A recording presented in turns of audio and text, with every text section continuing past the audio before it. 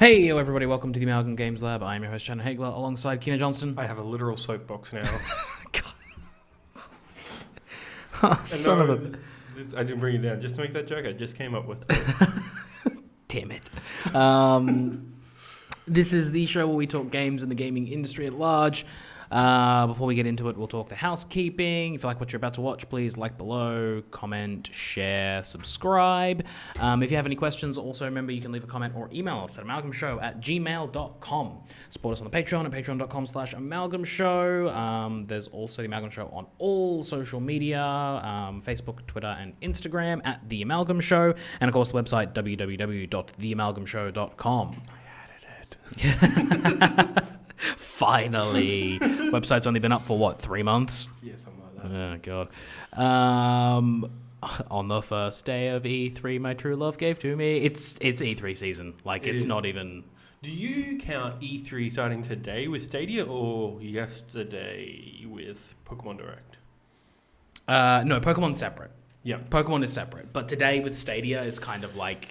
Yeah. Although E3 doesn't actually officially start until Monday here in Australia, it definitely kicked off today with Stadia. Like, that's definitely the first. You make the argument this week with all the announcements and leaks and stuff. Yeah, this entire week with leaks and preambles and announcements and all that kind of stuff. Like, E3 has gotten, it's this weird, we'll talk about it in a bit, but it's a weird thing of, like, it's gotten simultaneously longer and shorter over the last several years. Yeah. It's like there's more announcements happening way beforehand, but the actual event itself is like, you know, hemorrhaging press conferences, so it's super weird. But before we get into any of the stories or the news and the predictions, which will be this, well, may split it into two, but hopefully we'll get these up before E3. Want a brief rundown? I haven't been playing much because I got hit by a car. That's fun. Not as bad as it sounds, but also there's insurance-y stuff happening, so I'll wait till a later date to tell the full story, probably on an Amalgam show. Yeah. But I just played more Pokemon over the last week because I got hyped for that, so I've been doing that. But I can see here, you finished 10-2. I did finish 10-2. How did that treat you? What a odd game. That's a statement. Yeah, like... I said before, I really like the battle system. The story, like the next note I've got, I ended up just watching Last Mission, because when I realized it was a roguelike, I'm like, oh, this is cool, but I can't just switch. I can switch like that, but I don't want to. This. I'm like, and then when I saw how long it takes, I'm like, I'll just watch the 40-minute cutscenes that there are. Just like in that, there's more drama, there's more character development than in the whole of 10-2. I'm like, wow, this is an actual good epilogue. Yeah. Whereas like 10-2, I'm just like, there's no real character anything. Yeah, like, it's all. Like I said it last week, it's all just lore and story building. Like it only has more emotional depth the more you know about Spira as a whole. Yeah. And then it has depth, but coming just off of the back of 10, it's like, okay, characters, Shu Yin, what? Yeah. Who? Yeah. Yeah, again, he actually makes sense if you know more background. Other than that, he's just some dude. Even in the context that is provided without digging deep in 10-2, I think he does make sense. It's like, he makes sense, but I mean, yeah. His character and his motivations in the story make sense, but the actual like metaphysical concept of Shu Yin makes more sense. I think the interpretation I got of it was that because Tidus is a dream, Shu Yin was kind of his template for. That was how like dreams get reinterpreted differently, and then, like that ended up shooting out Tidus. Kind of. That's again, what I got the impression of. It's really weird. It's like, yes, but no. But yes. I feel... But no. There probably are answers, because I feel 10's fiction is better than whatever 10-2 tries to do. Well, the thing is that the fiction is the same. It's just that 10-2 is... Like the connection, because like 10... Like... He just lived in the past, but then came to the present. No. But then but he was a dream, but then how does Jack also a dream? The first thing that you have to learn about Final Fantasy X is that there is no time travel. Yeah, I gathered that was Yeah, the thing. yeah. But like the way it's presented, The way it's presented at the Jack start has to come from somewhere as well. Yes, and then like I said, once that's all explained, Shuyin makes more sense metaphysically, like why he exists as an idea or a concept. Within the Final Fantasy lore is like, oh right, they're explaining a thing that never needed to be explained. Got it. Cool. Right, that's Final Fantasy X-2 in a nutshell. Yeah. But no. Well, now that you finish that up, we'll I guess post E3. Yeah. Maybe post exam season for you or whatever. We'll look at maybe doing some in-depth videos about those two games. Yeah. And get a bit more out of them. Yeah. I also listened to Will. Have you listened to that? The audio drama that plays over the credits? Yes. Oh God, a long time ago, but yes, yeah.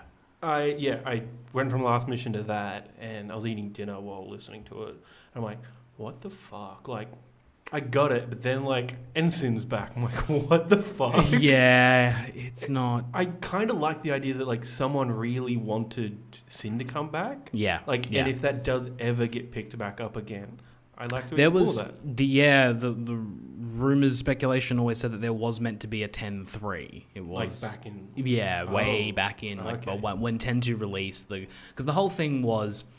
Did the merger mess it up a little bit? No, because the merger was part of it. So when the merger happened, maybe it was just before, but whoever was at the top of Square Enix at the time, the reason 10-2 was released was because they said that Square Enix as a company needed to start finding a way to make more money off of their existing IP rather than continually making new stuff every single time. Yeah, because that's expensive. Exactly, and the idea was like, we've got a game that everyone loves and we can use the assets from it to make a sequel. It's cheaper and we can make a bunch of money for like a fraction of the cost because we can just reuse the assets. Yeah. And we ended up with 10-2.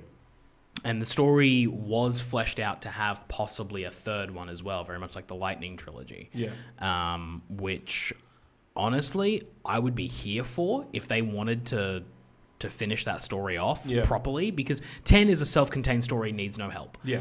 2 opens up some possibilities that are really frustrating, and if you don't tie it off, it's just kind of, it makes 2 even worse of a game. Yeah. And adding in a 3 might, kind of like how Lightning Returns wraps everything up for the 13 trilogy. If you don't have that game, it's kind of eh. Yeah. If you do have that game, it's complete, at least. Yeah. Like that's the most I can say about 13 trilogy is that it's complete. And even with 13, 13 is its own game, Yeah. like 10, and then you can have these subsequent sequels. I mean, that- 13.2, in my opinion, fixes a lot of problems with 13. Yeah. Like, very quickly fixes a lot of problems. Not necessarily lore-based, but gameplay-based, I think. Oh, I think lore as well. It delivers it. Exactly. It delivers lore and helps. It helps give 13 more context. Yeah. And then Lightning Returns opens up even more questions. God. That's the one you haven't finished, right? No. Lightning Returns. God, I can't wait till you finish that fucking game. It's It'll be the funny thing is though, I played that game with a walkthrough the first time because I did not want to have to deal with the ticking clock. Yeah. I wanted someone to tell me like, go here, do this, do that, do this, so I could just get it done. Yeah. So I got 100% completion on that game the first time I played it. So I'm not sure if the ending I saw is actually like The ending? or the normal ending? It's the canon ending, but if it's the ending that most other people saw, because I did everything in that game. How long did that take? 45 hours? Okay. It wasn't that long. Like I remember finishing and going, all right, well, all right. Like it wasn't, like it was a long game, like God of War long, but not Final Fantasy long to get that much. I mean, obviously there was stuff that I skipped over because I just didn't have time. But in terms of like getting enough percentage completion to see the final ending, I think, because there are multiple endings. Yeah. I know there's a couple endings that are like real short, that like you can power through the game in 10 minutes or 10 hours or whatever, and then you get this like fucking shitty snow cutscene. Because that's what we want. Oh, because I don't know what happened, but they just leaned into Snow being a real shitbag in that game. Like, he's just the worst. He goes from being, like, tolerable to absolutely just shit edgelord. I fucking hate it. That's dumb. Yeah. That was the thing I did after 10. Like, I did everything I wanted to do in that game. There were, like, 2 mini games that required, like, Blitzball and... This is for 10-2. Yeah. And card trading or whatever it was. The sphere break. Yeah, it's bad. Like, I don't want to do this. And Math. then I just, like, did everything else that was the normal gameplay based. Yeah. And then finished the game. I'm like, okay. And then watched the final. I watched the bad ending. I'm like, oh, so I know what I missed. Yeah. Yeah, I got the 3 leaders apologizing, which seemed to be part of the better ending. Yeah. Because there's, like, a bad ending. There's an okay ending. There's the good ending, and then they actually, like, the fandom lists them differently. There's, like, the sad ending, the bad ending, the good ending, and the perfect ending. Yeah. And the perfect ending, I couldn't be bothered to work for that perfect ending. I know what it is, but I couldn't be bothered to work for it. Have you seen it? Yes, again, once possibly, because I didn't bother YouTubing all of the endings on 10-2 or anything like that. I just kind of played it and was like, oh, okay. Yeah, that's fair. No, I do like the actual ending of 10-2 rather, just because it is, like, it completes Yuna's story. Like, it just brings back Tidus, and like it's kind of like this whole game was built around her moving on, but then you bring this character back, and then it's just sort of like, it's again, like I said, most people call this, like, a lot of people in the Final Fantasy community call it final fan service, and all it is just bringing them back. Like, bring them back together, and it's the ultimate happy ending is to allow them to be together. Yeah. Sure. And that's why I would be curious as to what a 10-3 would be, because you would assume it would work off of that ending as being canon. Yeah. I think that is the canon ending, because last mission in the remastered version assumes you have the 100% ending. Yeah. I'm like, cool. Because in the Japanese version, it's just imported your save. And I think with the remastered, right. we're not going to mess with that. Yeah. Ending. We know people have access to YouTube these days. So, yeah. But then in Will, like, they also break them up, because it's been like another year or so later, and then they're, like, broken up. But that could also be because of Sin's back or something. I don't know. Yeah, there's a lot of, like I said, a lot of questions they could solve. Yeah. Because I would like the idea of perhaps 10-3 being a situation where the two are not broken up, but, like, physically separated. Yeah. On 2 different ends of Spira, dealing with the fact that Sin is back and what's the deal. Yeah. Yuna's gone to, I don't know, Zanarkand and is trying to figure out why Sin has come back and how that's possible, considering they beat Yu Yevon. Yeah. And maybe Titus is on the, shores of Jose trying to fight Sin and figure out, like, is my dad back or is it something else? Like, what is going on here? And so, like, 2 different perspectives on the same problem, trying to figure it out again would be cool. But also, there's a part of me that's just like, Sin again, really? Like, come on. Was the thing. I was surprised. I'm like, oh, really? We, like, really finished that, like... Yeah, that was the whole point of 10. Like, it makes 10 pointless, which is frustrating because that's the best game so far. Yeah. I don't know. That'd be interesting. Yeah. And then I found the novella, which has been translated from Japanese to French to English. Oh, that's... Sure. I'm sure that's a good localization. No problems with that. It's not official. Yeah, no problems with that at all. Yeah, so I'm, like, reading through it. I'm like, there are so many spelling errors. So I'm just keeping it in Word and editing it as I go. Oh, wow. I probably will give up on that. Or if I finish it, they'll release, like, Yen Press will finally... Yeah, finally get around to it. Yeah, of course. Because they're published... They must have just got the license or something, or just getting their ducks in a row, because they're releasing, like, everything, like all the 13 short stories, all the 7 short stories. But then, what was it? Squared partnered up with Penguin and are now publishing the 15 book, which is all the DLC stories that never got DLC'd. Oh, good. They just I hate it. Into a book. They probably had it all written, like, we need to get this out somewhere. Yeah, I hate it. Yeah. Anyway, I see here you also been playing DMC5? Yes, DMC5, the game that killed my PlayStation.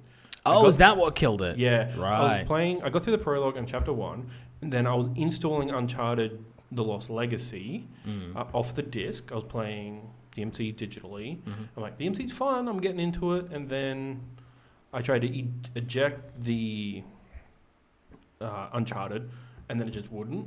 I'm like, it just started not crashing, just wouldn't eject, and then I'm like, okay, I'll go into the settings and remove disk, and then that started like, I'm like, reset. And then it just kept in the loop for like 10 minutes. Oh. I'm like, and then it said, do not remove from all. I'm like, I'm going to have to. And then I just killed my PlayStation. I tried to like do every system's like reset that wasn't initialized in format. Right. But I had to. You had to initialize in format. Yep. And now you're in the process of re-downloading your entire PlayStation library. Yeah. Yay. At least the stuff I want on my console. Yeah. Which is a lot. Yeah. And everything is 50 plus gigs on a 10 megabit thing. I was going to go to my brother's place, but he's in Ballina because he has cable. I was just going to pack my PlayStation, go over there. And then I'm like, he doesn't come back till Sunday. I still got a fuck ton of games to go, so I still might do that. Yeah. But I also have a bunch of other shit I need to do, like exams and other shit. Plenty of stuff. But, DMC is fun. And then, while that was reinstalling, I just finished Uncharted Lost Legacy. Cool. Which I hear is good. It is really good. It's more Uncharted. I forgot how much I liked it, but I'm more the series because the dialogue's great. The puzzle, like this one's much more puzzle focused than shooting, which is great. Yeah. But they do the common Uncharted thing where like towards the end of the game they just fucking spike it for no reason. Oh, good. Fantastic. Yeah. God, do you think they'd learn their lesson at some point? I don't know. But I really like that game. I think I had this conclusion when I played Uncharted 4, but since they didn't do Uncharted, they just threw that in Uncharted 4. Yeah. With the Jeep that you drive around. Okay. Yeah. Have you played Uncharted 4? Yes. Yeah. Yes, I played Uncharted 4. Yeah. Uncharted 4 was good. I really enjoyed that. Yeah. I really enjoyed that game. Yeah. A lot of people, like I see people play and some friends play the Uncharted series and like, I'm going from 3 to 4. I'm like, my brain's like, no, you got to play The Last of Us first, which is not part of that universe. But for me, starting from Uncharted and going through to like Uncharted 4, you need like Last of Us shows the development of the studio. Yeah, I can see that. But like influences, like I'm not going to say you have to play Uncharted, but my brain just puts that in. Yeah, no, that's fair. I can see that. Of Naughty Dog. Yeah, no, I can see that. Which it is, but like, to fully appreciate what. I mean, I remember when Uncharted 4 came out, I had never like just before it had. A couple months before it released, I'd never actually finished the Uncharted trilogy. I had played 1 and 2, and I'd never finished 2 and never played 3. Yeah. So I got the Uncharted collection that they released beforehand. I played through all of them in the run up to 4 and then played 4. And like, it's fine. You don't like... Oh, yeah, no. Doing that, you can... There's still a maturation that happens between 1, 2, and 3, but you're right. Without The Last of Us, it's kind of jarring how mature it gets from 4, like from 3 to 4. Yeah. And what they do differently there. Yeah. I think Uncharted 4 still has a lot of flaws in it, though. Such as... So I think that game pretty darn good. It is pretty darn good, but I think it's a bit tropey. A bit too... And... Oh, man, like I honestly haven't played that game since it released in 15? 16? I think it's 16. 16? Yeah. Jesus. I haven't played that since then. But I remember... just feeling annoyed at a certain point with the way the story was going. And what they had chosen to do with the brother, I think was specifically my annoyance there. That... I think there's revealed that the whole story is a construction and a lie that he tells Nathan.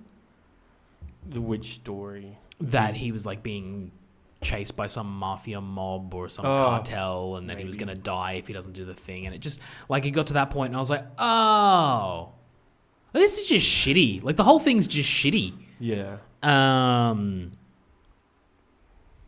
I think, the brother is the weakest part of both Uncharted 4 and Lost Legacy. Yeah. Like, I think Sam's not a great character. Yeah, I just didn't like anything about... Like, they rushed him in, like... Yeah. I think what rubbed me the wrong way was the fact that Nathan Drake has a brother. Like, that was just like, oh, you're just going to jam this in here in the 4th Uncharted. The 5th Uncharted. Yeah, I don't... Yeah, whatever. Golden Mist is good. It's fine. But yeah, you're just going to jam this brother story in the fourth Uncharted and then expect me to have an emotional connection with both of them? Not going to happen. Yeah.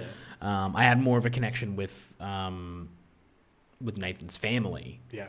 They were great. And especially because they picked a character that had been previously in the series and yada, yada, yada. Like, it was good. It was really, really good. I really, really enjoyed that dynamic and playing Crash Bandicoot. Yeah. The thing that sticks out the most for me about Uncharted is just a whole couple of chapters where it's just him and Elena discussing their entire lives and relationship, and then it does it really well. Like, it breaks it up, so it's not just a couple arguing. It's like, hey, we got some shit to do, we got some climbing to do, but also let's talk about what's on our mind. And it felt cathartic after the full games, and just he's good, he's just, and it resolved. And the performance in that. That's when I think about Uncharted 4, I think about those couple of chapters. Yeah, the performances in that game are spectacular as well. And the villains are good, and I like that there's not much. I remember the villain now. Yeah, I remember Wraith is great. Good name too. Sorry? Wraith. Oh, yeah. Yeah. But his.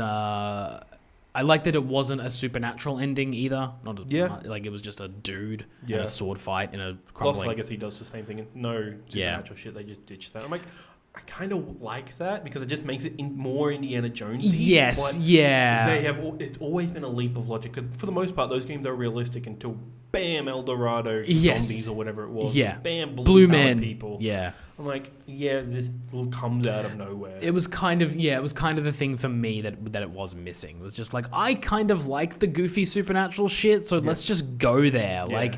If you're but they did a more grounded story. But I mean, I might give Lost Legacy a try one day, but honestly, looking at the back end of this year, not going to be this year. Oh yeah, no, it's a perfect I played a little bit of it, and then the next day I just knocked it out. And it's nice and short. Yeah. And it's got a small cast as well. Yeah. It pretty much just Chloe and Nadine. Yeah, which is great. I love those characters. Yeah, those characters are great. And they both get character development and inter-character personal? No, that's not it. It's just inter-character not personal development. Right. My brain broke. Yeah. But anyway. Yeah, it did. It was... I enjoyed it. It's fun. Yeah. The audio design, that's what I wanted to talk about, was really good as well. They had the custom sound thing that you can do through the sound app. Headset Companion. Yeah. They don't have Lost Legacy, but they have Uncharted 4, which I guess probably the same system. engine. Yeah. Yeah. So I used that. I didn't really notice until the final level because it's a train. Cool. Mm-hmm. Another train sequence, but because the different carts have different. Their metal or their wood or their another substance. Yeah. You could, the gun firing does sound different. Oh, cool. They just sound more hollow and stuff. I'm like, oh, this is really cool. Yeah. That's all I gotta say. It was just interesting. Okay. Also, Lost Legacy has a giraffe moment from The Last of Us. Oh. Yeah. I'm like, oh, this is nice and sweet. Oh, okay. Cool. Yeah. All right. Well, I'll give that a shot. Also bought for $10 Gato Roboto. Is that actually $10 in Australia? Yeah. Nice. It's $10.20, down from $12 something. Oh, okay. What system did you get on? Switch. Switch. Cool. Yeah. I've heard good things about Gato Roboto. Yeah, I was on Silicon Era. I'm scrolling through, and I'm I just saw is this Gato Roboto? And the thing was it's a cat in a mech suit. Yeah. I'm cool. Yeah. And a Metroidvania. I'm oh. And I scrolled to the bottom of the article and it's available now. I'm whoa! Booted up the eShop. Just oh, it's $10. Even if this game's not that great, because I'd heard about it, but I had no context of what this was. I just bought it for $10. I'm why not? I want to support this idea. The trailer looked good. Yeah. And then started playing it, and I got to the second boss, and it's really hard. It's one of those. You're underwater, which are always great. Yeah. And the thing's not responsive, you'll take a second to think. But it's a bullet hell, basically. Oh, good. So that that's sounds what you fun. want. Input lag. Yeah. Hell. Yeah. Oh, yeah. Man. But other than that, I really like the game. You can the cat can hop out of the mech and then do its own platforming. And it can swim, with no breath meter. Oh, okay. It just has unlimited air. I'm whatever. Okay. But yeah, you do all this stuff and then you can respawn your mech to you basically after that. And then it just does all these cool systems and it added the underwater vehicle, which was good up until that moment, yeah. I really like it. Apparently it's really short, but I don't know if I'll ever beat that boss because it's really hard. And the bosses have like really long health bars. Right. And you can't upgrade the submarine. Like, you can upgrade your mech, like, give more, like, now I have 9 lives as opposed to 5, and I can do more damage with the rockets. But this is just 5 hit points and 5, and just regular things. I'm like, oh. Yeah, that sucks. Yeah. Yeah. Oh, well. But other than that, it's really, really good. Cool. I enjoy it. And I've been fucking around with remote play. Yeah. You told me that basically you figured out what was causing the issue. Yeah. Well, not figured it out. It just, you undid a thing, and for some reason that works. Yeah. Yeah. As opposed to streaming straight from the PS4 to the Vita, I just stream like the long way around, Wi-Fi down, and it's better. I think I remember seeing ages ago that PlayStation Now had been improved in terms of its infrastructure. Yeah. And that's when they rolled it out to more European countries. And I'm like, cool. And I think that has been applied to remote play because I've tried Wi-Fi before and it was shit. My internet hasn't changed. So I think that their infrastructure has gotten better. Yeah. So yeah, I tried it on my iPad. That's where I pretty much started all this from. Like, this is really good, except the controls suck. Which hopefully that'll get better because then Apple announced they'll be giving iOS support for Xbox and PlayStation controllers. Yes, yeah. So that's cool. But iPad's also getting iPad OS instead of iOS. So yeah, so it's going to be a little bit weird. It should be fine. You'd think so, but it's Apple. Yeah, it's Apple. But then, and then I tried again my Vita. I'm like, oh, and then I checked the thing. I'm like, this is great. I have buttons except for the shoulder buttons. Yeah. Makes Assassin's Creed hard. But it makes like 2D games. Like, I played Sonic Mania on it. It runs, like, as fast as that game is, like, it keeps up. Okay, that's good. Running both on the iPad at 720p and on Vita. Like, this is just good.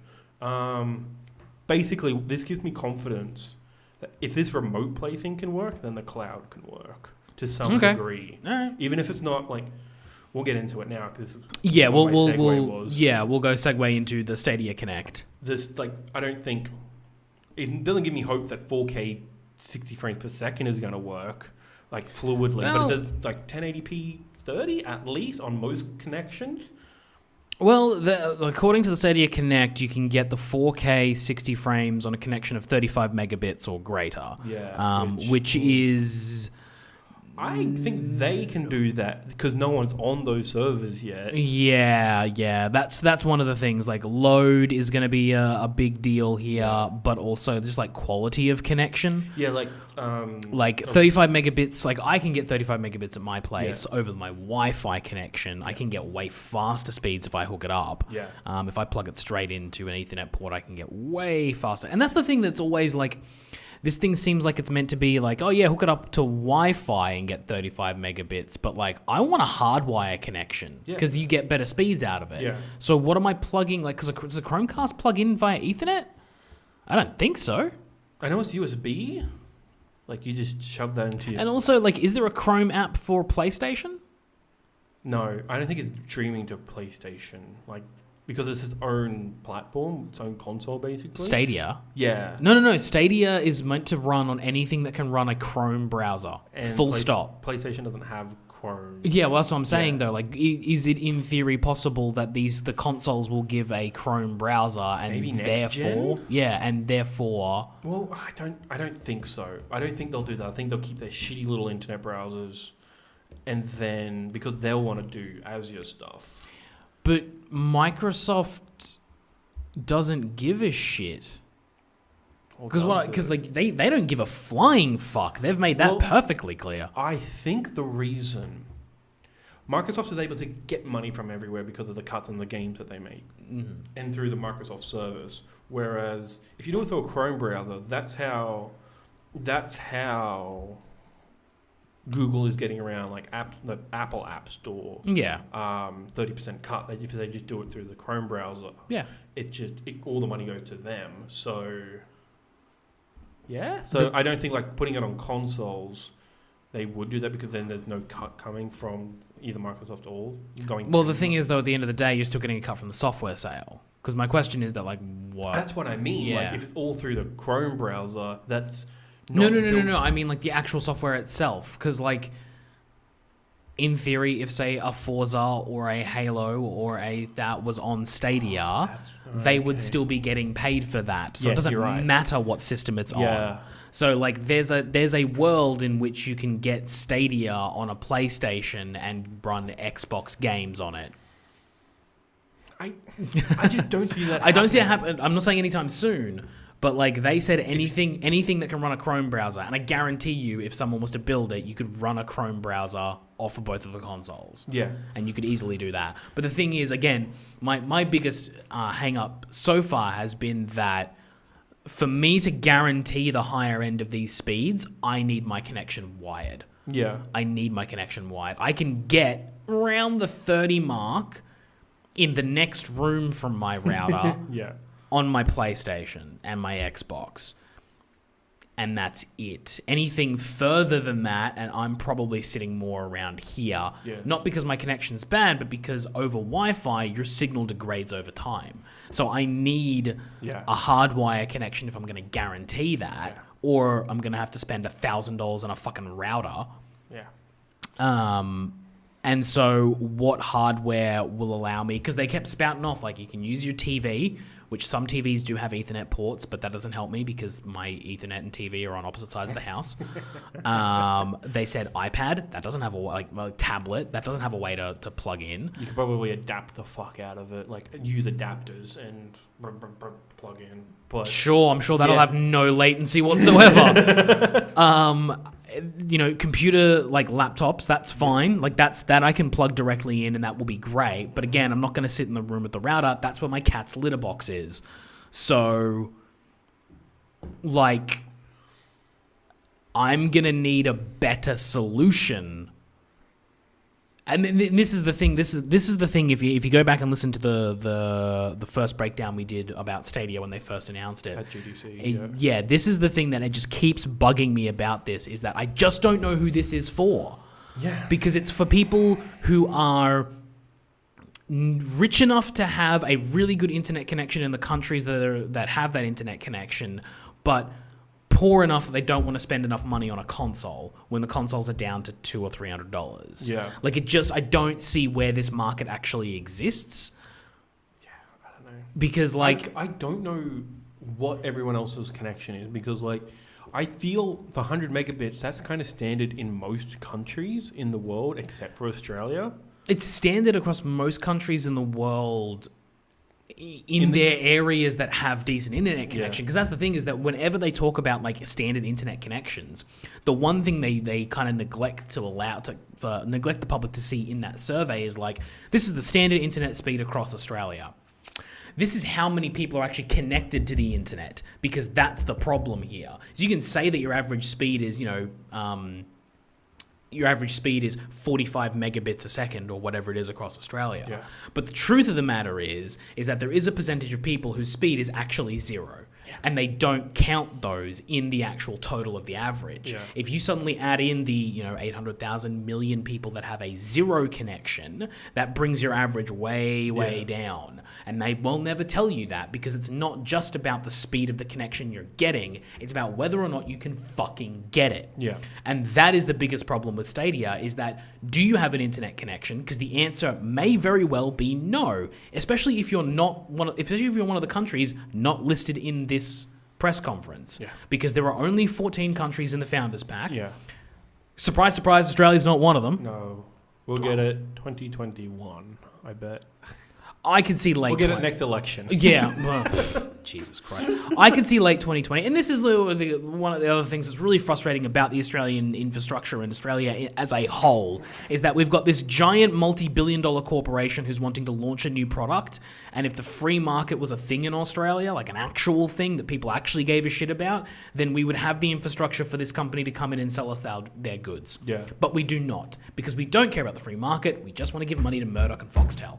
Yep. That's my political rant for this day. But at the end of the day, if you're not one of those 14 countries, then like, fuck you, go to hell, because you don't even get access to the Founders Pack. Yeah, no. Which is a lot, but also I saw a tweet that was like, if you're offering the ability to get your name first, your gamer tag first, you might be lacking some substance in your founders pack. It depends, because kind of funny who I was watching the watch along with, they were like on board with that idea, just like because of this social media branding that people have, they want to keep their names. But also, like, that's the problem though, is that like I can get why people would want to be like, yeah, I want to keep my name across my branding and whatever, but also, like, well, again, only the people in those 14 countries are going to be allowed to do that. Yeah.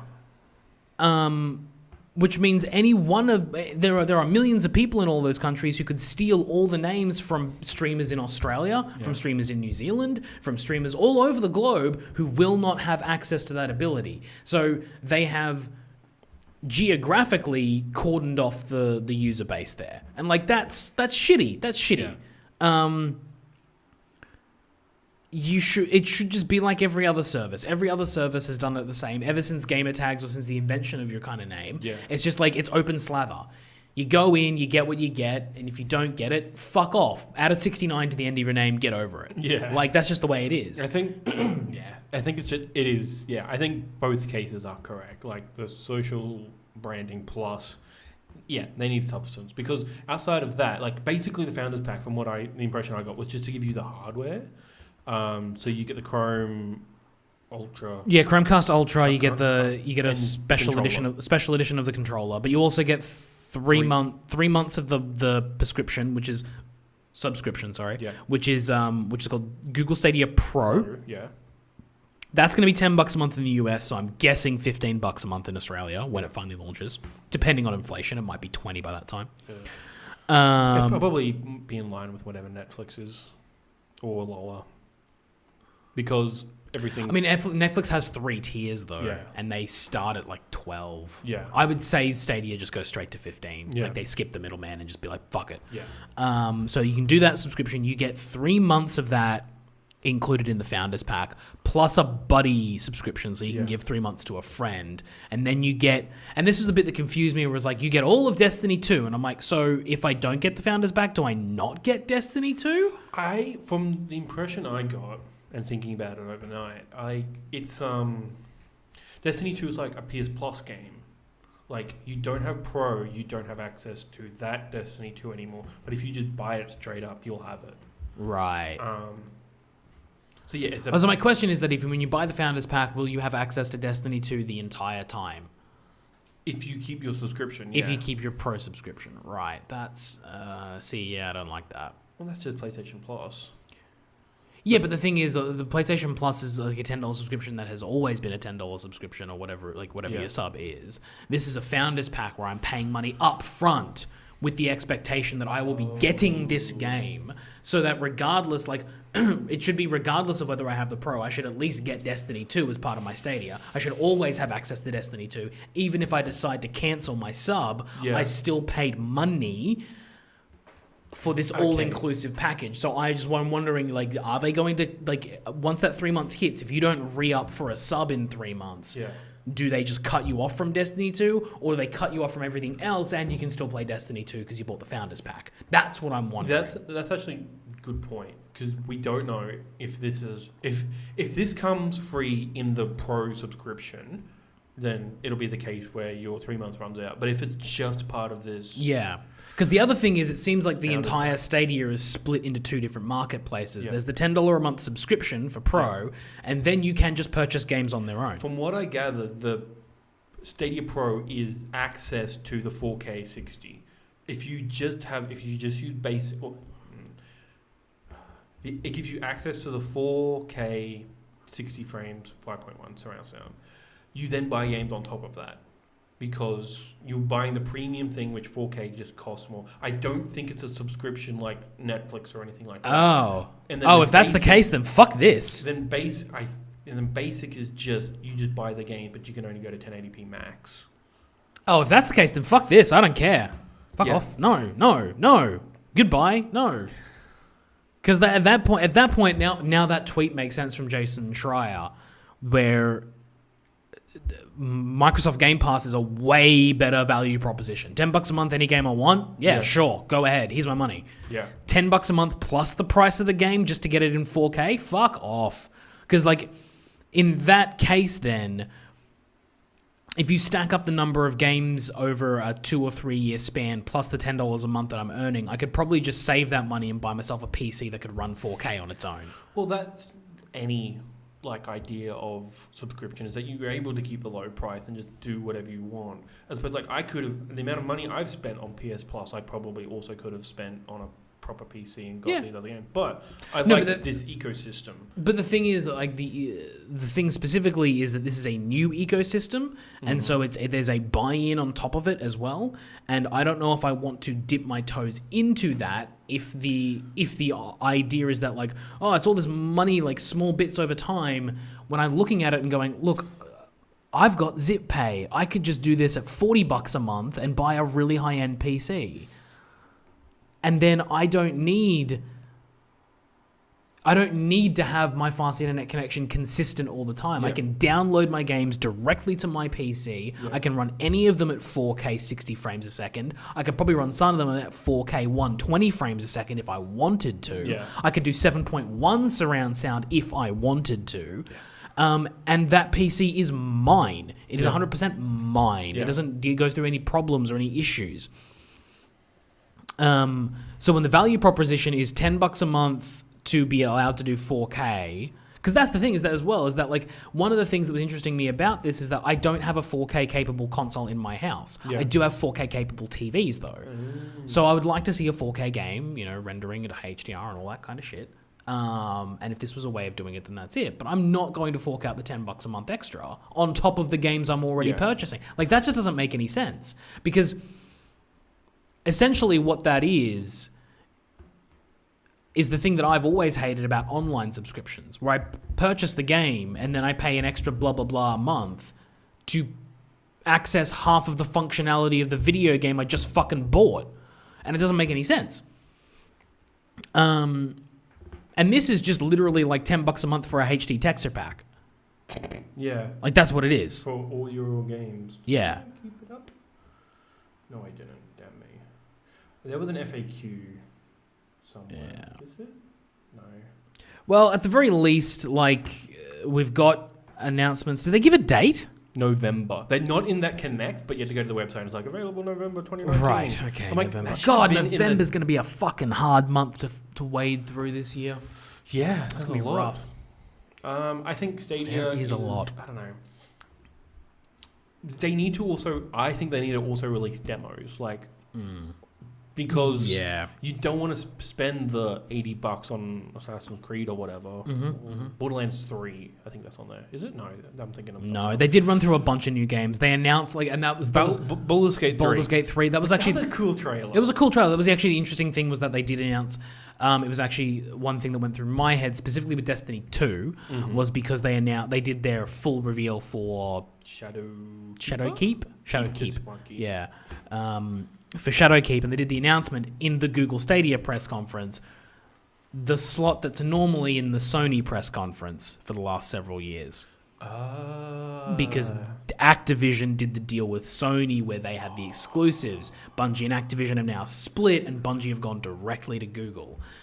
So yeah, that was interesting. That was a political play on that I was looking at, going, So could we see not Bungie, Destiny 2 at Microsoft's conference? Well, I suppose they don't need to anymore. They don't need to. They've announced it, and they've announced it, and they live stream. Did their own stream. Yeah.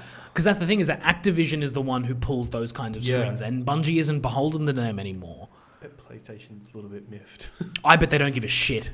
I mean, like, Destiny was like one of the reasons it sold earlier. Like, what am I saying?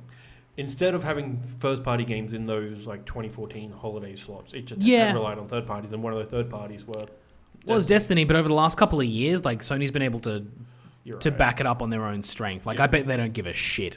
Probably give one. And it's probably part of the reason Sony decided they weren't going to come to E3. Because after Activision and Bungie split, I'll bet you Bungie was like, hey, Sony, like, as of the moment that we've split up, the contract that you held with Destiny and Activision is no longer valid. I'll bet you that was probably part of it as well. Maybe. Was that like, yeah, your deal with Destiny and the exclusivity over however many years, that was with Activision. That's no longer valid with us.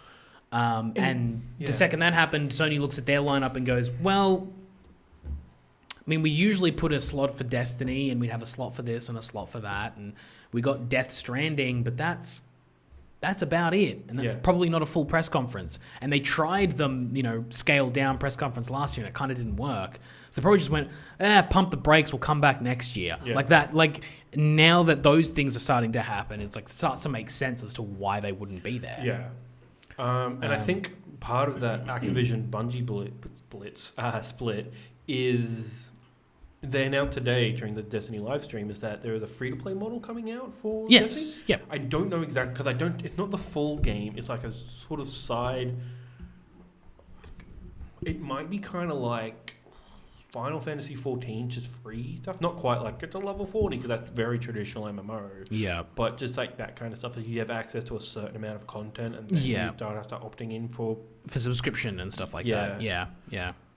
It's an interesting Destiny. I've always thought would go free to play, and this might be a test bed for Destiny 3. Whatever Destiny 3 will be. And they said they're not even thinking about Destiny 3 yet. Like they just want to make Destiny 2 real fucking good. Like, cool, keep going with this. This is a service game. Now that you're not beholden to the every 2-3 years you go through whatever those code names were. Which is cool on paper. It was cool on paper, but in reality, it was realistically not possible. Yeah. People were saying, just look at Warframe. Like Warframe is a game where you can go to different worlds, but they also have like really big worlds. Like they did that open world expansion with their games of the first server. So like Destiny could go that route, sort of thing. Absolutely. Yeah, and they just needed time to create the game that they want to create. And I feel like now that Bungie's on their own, I am optimistic that within the next 2 to 3 years, Destiny will look like what they promised it way back in 2013. Probably. Is probably going to actually look like what we thought about back then, about like, finally a first-person shooter MMO. Like a proper one. Yeah. But it's going to take time. And like I said, that move to Google Stadia, I think, is interesting. Yeah. Because one of the things that I remember specifically coming out of Destiny Rise of Iron, I think, that expansion, which was the first one where they cut out the previous consoles because they had... Oh, okay. They had... That was quick. Because Rise of Iron was the first... It was the second. Okay. Yeah. Because it was Destiny, then the Taken King, and then Rise of Iron was the third one, and then they went to Destiny 2. Okay. And Rise of Iron was the one that I'm pretty sure Taken King was on the previous consoles as well. It might be. I'm pretty sure. But Rise of Iron was the one where they're like, we're cutting the 360 and PS3 from the ecosystem at this point. And so once you move to Destiny 2, there will be no support for those older consoles, and they were citing that like having to keep those consoles in the ecosystem was causing problems because you can't develop. We couldn't do what we wanted to do because every time we tried to push it, it was like, but the PS3 can't handle it. So fuck it. 360 can't handle exactly, it. Yeah. And then remembering that led me to think about like, well, Stadia's whole like, use an instance, we're doing all of the things, we're doing all the computing. Well, suddenly Bungie doesn't have to worry about the computing power of the console when the console is every computer on the planet. So, like that, maybe they'll be able to push their design forward. But then they'll be held back by the actual consoles. Yeah. Again, like I said, all those consoles need is a Chrome app and it'll work. That'd be... Maybe comes to this. Maybe there's some wheeling and dealing they can do where like, okay, cool, we'll allow you to run it through the Chrome app, but you sign into Stadia using your PSN ID, so any DLC purchases in Destiny, Sony gets the 30% cut still. Yeah. Maybe something like that. It's possible. Yeah. It's doable. A lot of like every account like Uplay and everything shit like that. They didn't necessarily buy stuff through like EA Origins, but they're still linked up. Yeah. And like you can download stuff from Uplay, like whatever Ubisoft rewards. Yeah, but then also remember, like last week, Microsoft and Sony did their little handshake for xCloud stuff as well, the Azure system. Yeah. So there's nothing stopping it saying that like they developed this thing for Stadia, but then turns out, in 2 years' time when they want to release it, Microsoft and Sony are both using the Azure system on their consoles. It's got a streaming capability as well. It's just as capable as Google. You can release on the consoles too, because we'll just use the cloud servers as well. Like, this whole thing is pushing everything in different directions, which is good. Yeah. But yeah, there's nothing like the Destiny one specifically was like a little bit of and then they did like the sizzle reel of all the other games that are coming out as well. A lot of well-known stuff on there. So lots of Ubisoft games. Ubisoft always there's jumps. a new thing. Fucking shove it on there. We'll make 3 port teams do this. Yeah. What were the other ones? Like I remember just Breakpoint. It was a really cool trailer. Like the song behind that. I'm like, yeah, this is a good beat. Yeah. Let's go. John Berthnell just killing whatever scene he's in, literally. Breakpoint was there. Division was there. Division 2. Division, that's right. Yeah. Division 2. Obviously, Assassin's Creed Odyssey is already on there. There was nothing on there for it because they'll probably do it all of their announcements. But Watch Dogs 3 Watch Dogs Legion will probably be on that system. Yeah. Like literally anything Ubisoft. Like I'll bet Far Cry 5 was probably in that montage. It just I couldn't see it because Far Cry 5 looks a lot like every other game. But there was other things as well. Like Final Fantasy 15 was up there. Yeah. Which was interesting. Which Square getting on board with a new console. We'll call it a new. Do you want to call it a new console or new platform? New platform. And I also think I saw the Final Fantasy X logo in that little because they did like that little flash of all those logos. And I feel like porting the HD collection. Well, that's what I'm thinking. Like they'll probably just port everything over there because like I think the end goal of Square Enix right now is to have Final Fantasy on every possible platform that's currently out. Which feeds into my predictions. So yeah. But now we'll move on then onto like other things because we are in the midst of the E3 news storm. What are comics called? The road to E3. That's what they call that shit. Yeah. What am I looking at? 51 minutes. 52. So let's go with there's been a lot E3 announcement. Well, there's been a lot of stuff happening. Yeah. A lot of different announcements over the last week and a lot of like a combination of announcements and leaks. And then the leaks get turned into announcement because the company just give up. Well, that's Ubisoft. That's just what they do. And someone else did that, I think. I don't know. But yeah, everyone just gives up. But this specific one seemed like it was a time announcement that made me go, what? Why? Why are you doing this now? Yeah, that was weird. I'm like, just wait or...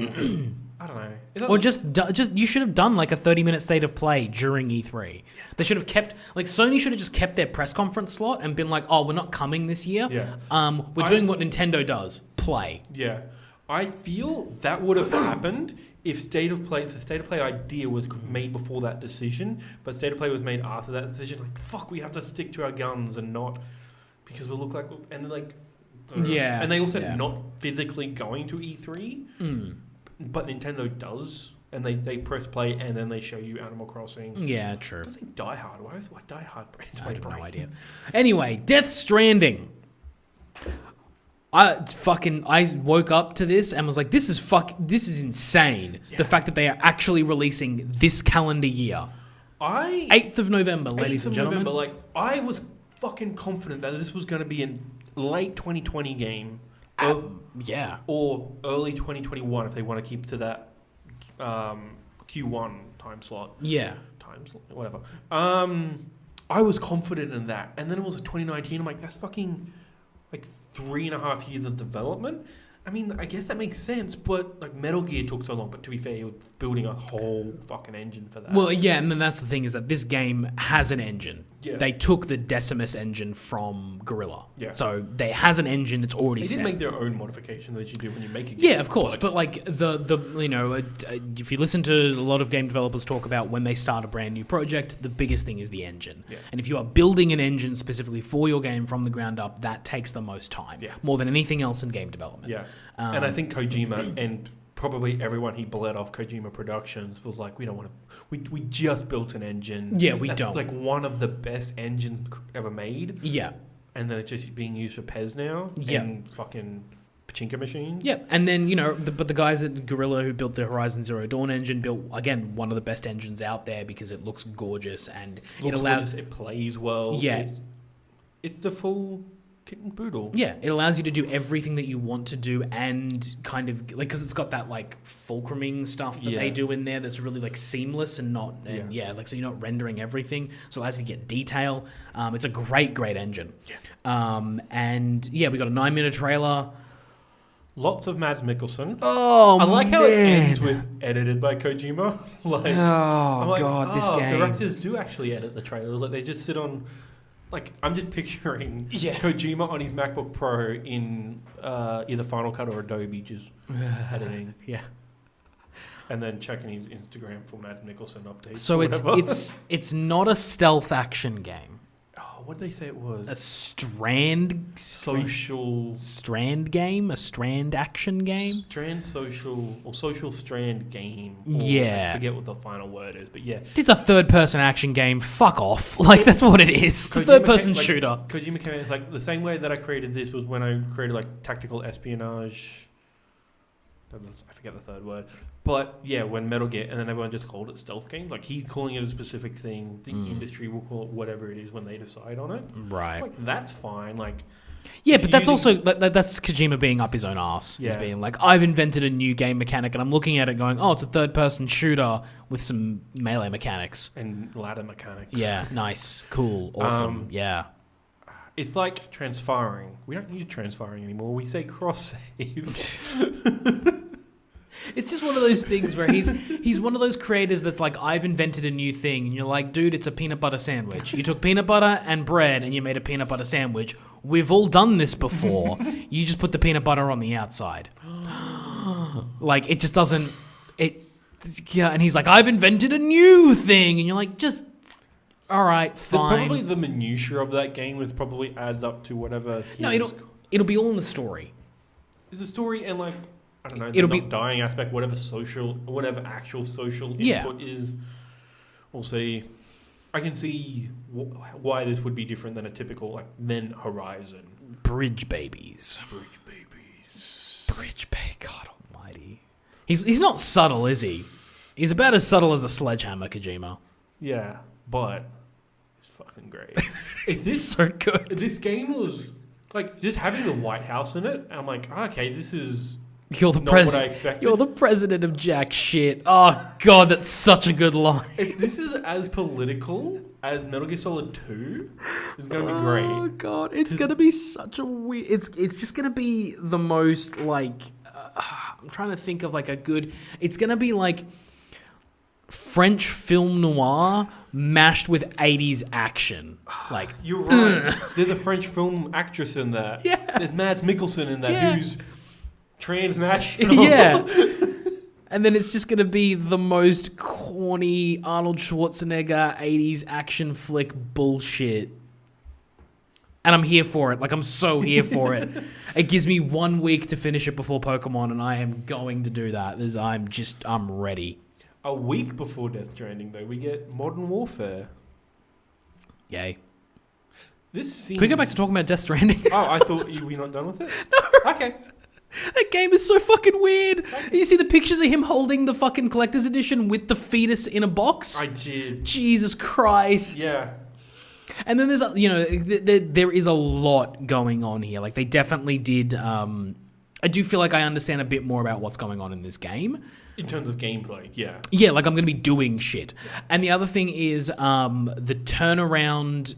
The turnaround makes me feel like the game isn't going to be that long. The first time I saw this game, I felt like it might be like a 50-hour, like 70-hour epic adventure. Yeah. This thing feels like it may be more like 20-25. Yeah. Given the scope. But hey, maybe there's more like post-game shit to do. The other thing was it's nice because he's obviously working with Sony, and Sony is not Konami.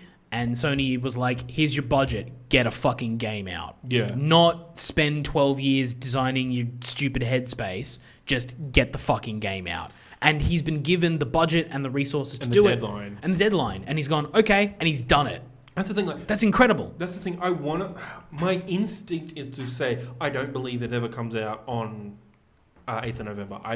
It's going to get delayed. But to my knowledge, and what people keep saying, Kojima's never delayed a game. No. He's always delivered on time. And those games have been perfect. Probably you could make a case for like Ground Zero's Phantom Pain, but that was more of a Konami decision. And Kojima was a little bit vocal about how pissed off he was about that. Yeah. He's always been vocal about how the Metal Gear, Metal Gear Solid and 5 and all of its sort of periphery stuff did not go the way he wanted it to.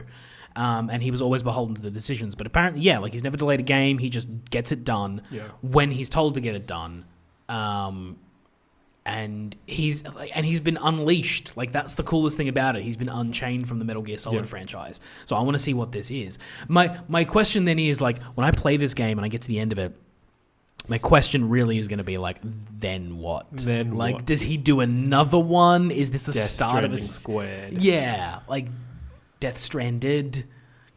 Undeath Stranded. Death's Stranding? Like, what does he go? Or is this going to be like one of those, like, standalone, just drops it, and then that's it, and then he just does something else?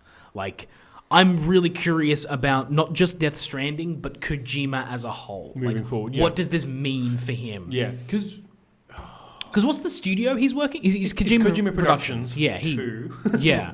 Or 3. I don't know. No, I don't. It's sort of like Kojima Productions before it was... I think they got the name around Metal Gear Solid 4. Yeah. But I think they tried to have that name before, but they're just like, no, you're Konami or something like that. I don't know. Weird. Yeah, no, that like... Because I'm pretty sure that's an independent developer. It's not... They're not owned by Sony, are they? No, but they're publishing using the worldwide studios. So it's very much like Insomniac or... or Sucker Punch. Which traditionally would be called second party, but Insomniac came out like, no, we are getting first party preference, and we're getting first party resources, so we're a first party. This is the first party game. I'm like, okay, interesting. Yeah, well, I think that's the thing, is that like Sony doesn't directly own them. Yeah. But their worldwide studios over the last several years has been very much of the mind of, let's give everyone the resources they need to produce the games that they want to make. So their worldwide studio stuff has been very much like even Bloodborne, which was like, they know how to make that game, like that style of game, but that still had the PlayStation marketing and then PlayStation resources for it. It would be good if they put a little bit more resources in making that game not load forever. But with the power of the PlayStation 5, with the SSDs. But okay, so now we're done with Death Stranding. Now we can talk about Call of Duty Modern Warfare. I'm interested in this. People have invoked the name Spec Ops The Line, so I am interested. God, I haven't thought about that game in a while. Really? Yeah. People keep bringing it up as like quietly one of the best shooters of all time. It's one of the best games of all time. Yeah. But, and again, it's like one of the most underrated games of all time. But like, I just haven't thought about it in a while because literally nothing has ever invoked its name ever since. Because it's been like, they did the best job of making a shooter that actually made you think. And then ever since then, it's been like, we're going to make you think about it. Kill shot, headshot. And you're like, oh, fuck off. Yeah. Like, it's just, no shooter has actually ever been like properly thoughtful about the theater of war. Ever. I present Doom. God damn it. Doomslayer throughout the ages really makes you think.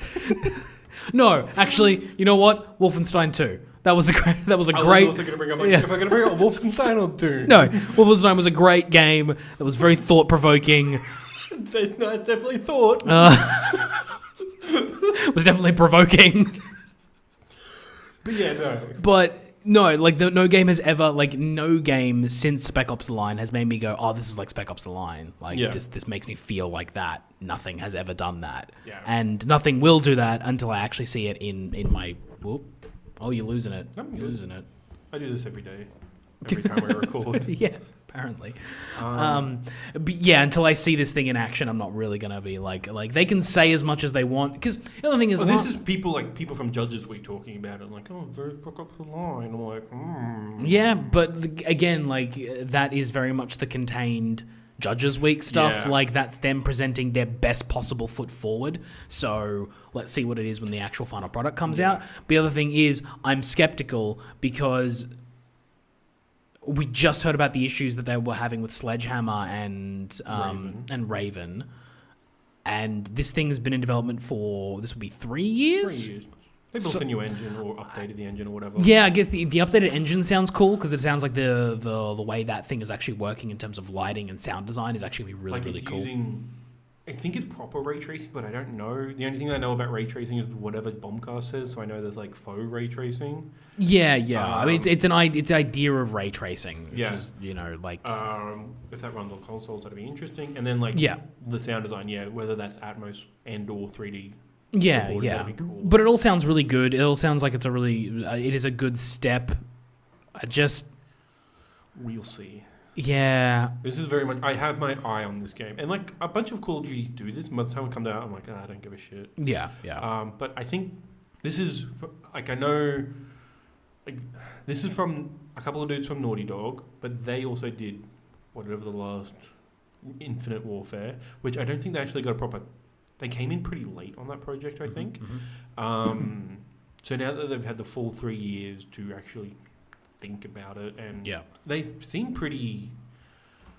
Not unhinged, but like Activision just seems pretty okay with it as long as you got multiplayer. Yeah. And so I think this could be really good.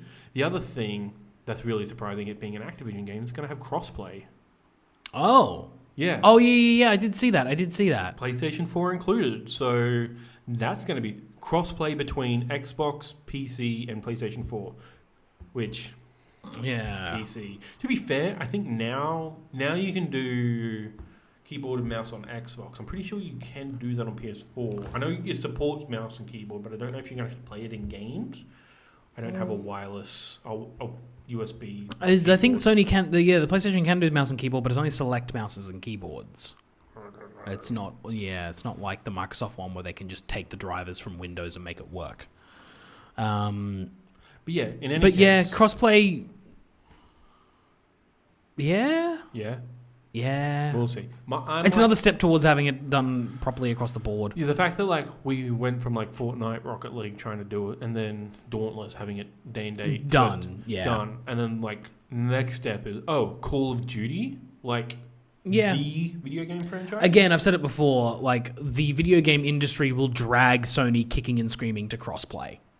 I think we are seeing that. Yeah, it will happen. Sony can continue to try and say no, but it will eventually get to the point where if everyone is playing everything together and just Sony people are on their own, they will get a backlash. And I think they've realized that. The Fortnite stuff was probably eye-opening for them, and just people do actually care about this. And the fact that they aren't digging their heels in, they seem like they are standing their ground but not digging their heels in.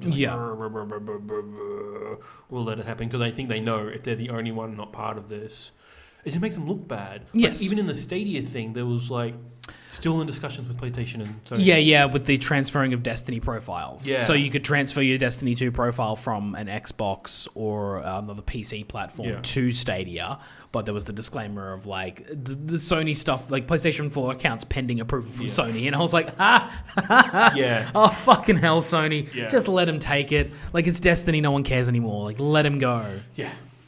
So that's probably actual businessy stuff. There's probably you can do it, but we just need to work to hammer out the details and then officially say yes. Yeah. But stuff like that would make them look bad. And then going into next gen, everyone would just go to Xbox, and they don't want another PS3 situation where they look like dickheads. Yes, agreed. And they're realizing that, and they going with the flow as a rock. Mm-hmm. Mm-hmm. Instead of Microsoft, which is like a duck in water. Fucking taking off in the air. We're in the cloud, bitches! Ducks! That's the next Xbox. Cloud ducks, yes. Oh, God. All right. Jesus. So the next Marvel game out of Square Enix... The Square Enix Marvel game is called Marvel Avengers. Surprise! Didn't we know this? Isn't this always been a thing, or they officially announced it? The untitled Marvel Studio... No, whatever. Project. Right, Avengers okay. project. So it's called Marvel's Avengers. If that's the official name, it's going to be at E3. Cool, so it'll probably be part of the Square Enix press conference, It most might likely. also be at Microsoft. I can see that happening. Microsoft first day, first conference. I just feel like it would be stupid because Square Enix has a limited number of things that they're exclusive to their own press conference, and so they're going to start spreading them out over other ones. Square Enix and stupid is in every sentence we say.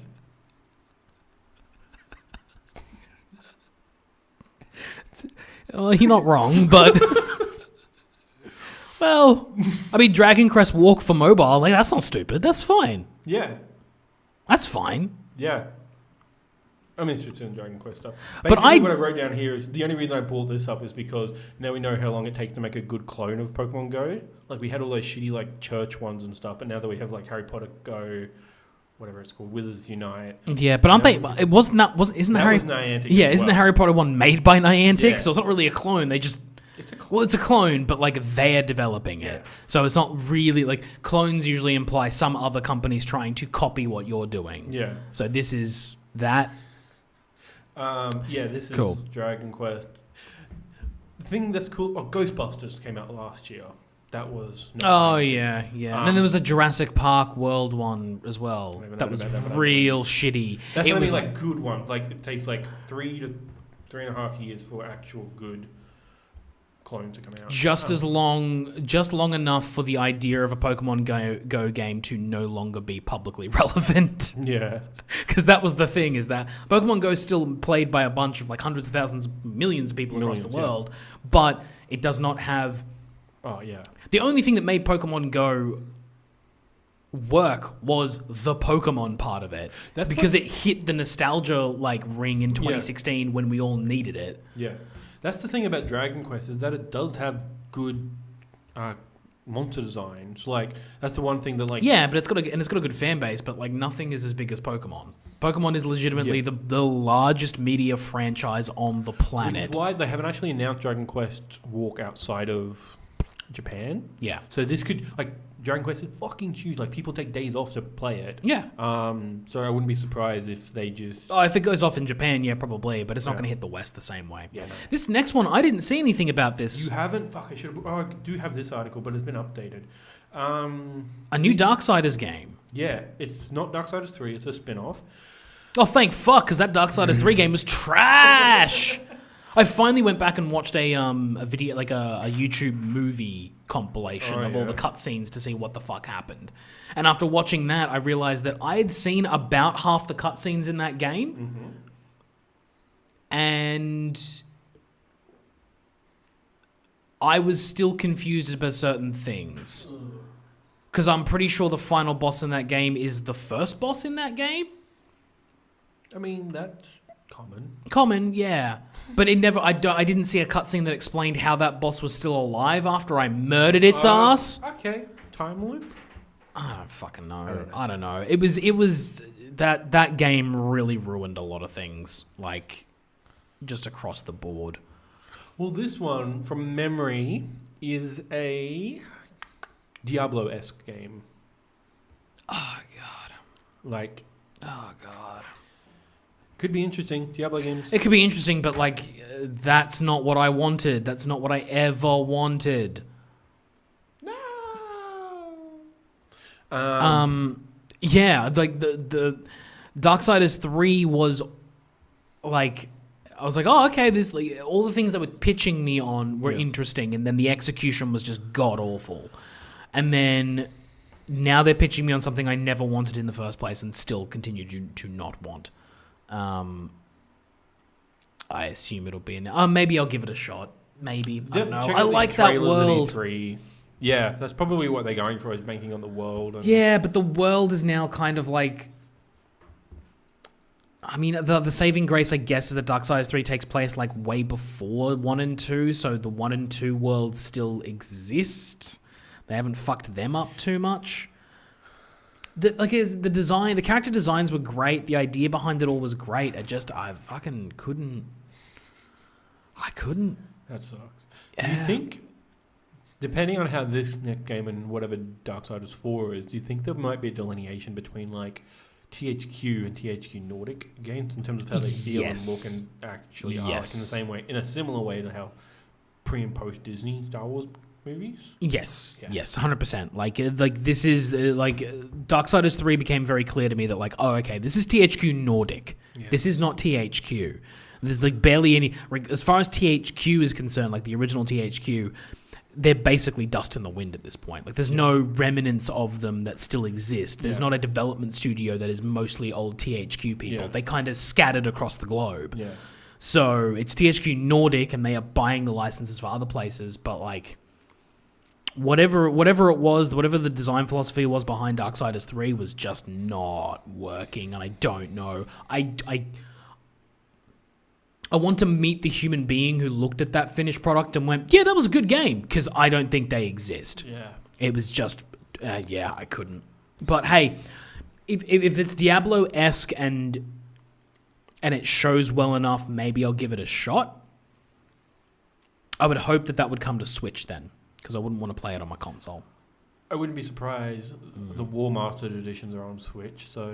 Yeah, but 3 isn't. Yeah. They probably... It might It depends, but yeah. Like scaled down to fuckery. Yeah. Diablo runs on the Switch, so Diablo is also like nearly a 10-year-old game at this point. So yeah.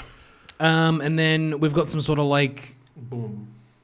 Other announcements, weird thing. Like Xbox came out and did like a pre-E3 press conference. Like, here's a bunch of shit that we're not going to announce in the actual press conference. Because we got other stuff. We got other stuff to talk about. So Xbox is coming to... Game Pass is coming to PC. It's called Xbox Game Pass for PC.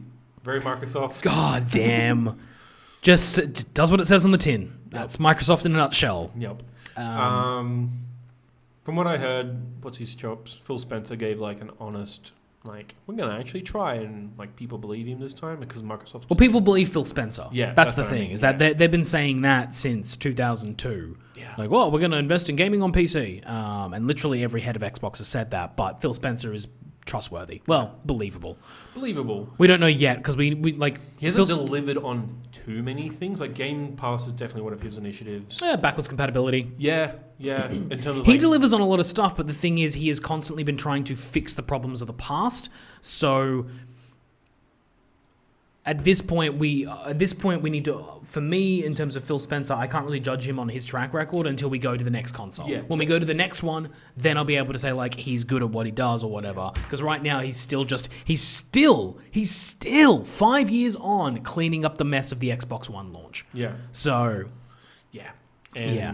And Microsoft and Xbox is a slow-moving...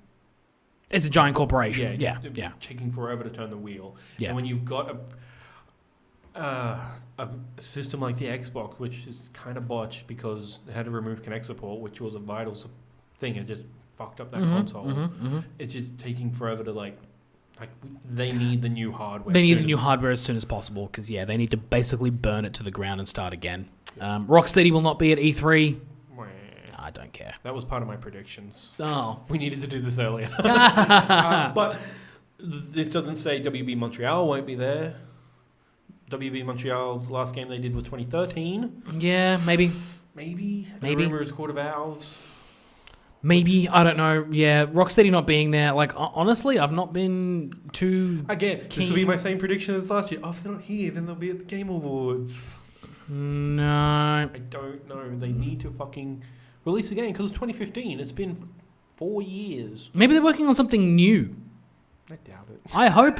It won't be Batman. Because if it's another superhero IP, then I'm just not going to be keen on it. Because I will bet it will just play and feel the same as a Batman game. Probably. And I'm over it. I'm over Batman. I'm over Batman for sure. Well, I'm just over the Batman combat, like the stuff that they're like, oh, it feels like Batman. You're like, fucking. We had Arkham Asylum, we had Arkham City, we had Arkham Origins, we had Arkham Knight, and even in there, we had Middle-earth Shadow of War, Middle-earth Shadow of Mordor. Like, we had all these other games that felt like Batman, and we're done with it. Mad Max. Mad Max. Dogs. Yeah. A bunch of different games that had it. We're done with it. So yeah, we'll see how that goes. Rocksteady not at E3. Meh. But Watch Dogs Legion is real. Will be fully revealed at E3, so we'll talk about it when it actually gets there. But Watch Dogs 3 set in London, post-Brexit, invoking Anonymous. It's very much Ubisoft doing that thing of like, hey, we're 2 years behind the curve, but also relevant topic. And they're probably going to go right up to the line and then back away from it, just like they did in Far Cry. So that's my prediction for that.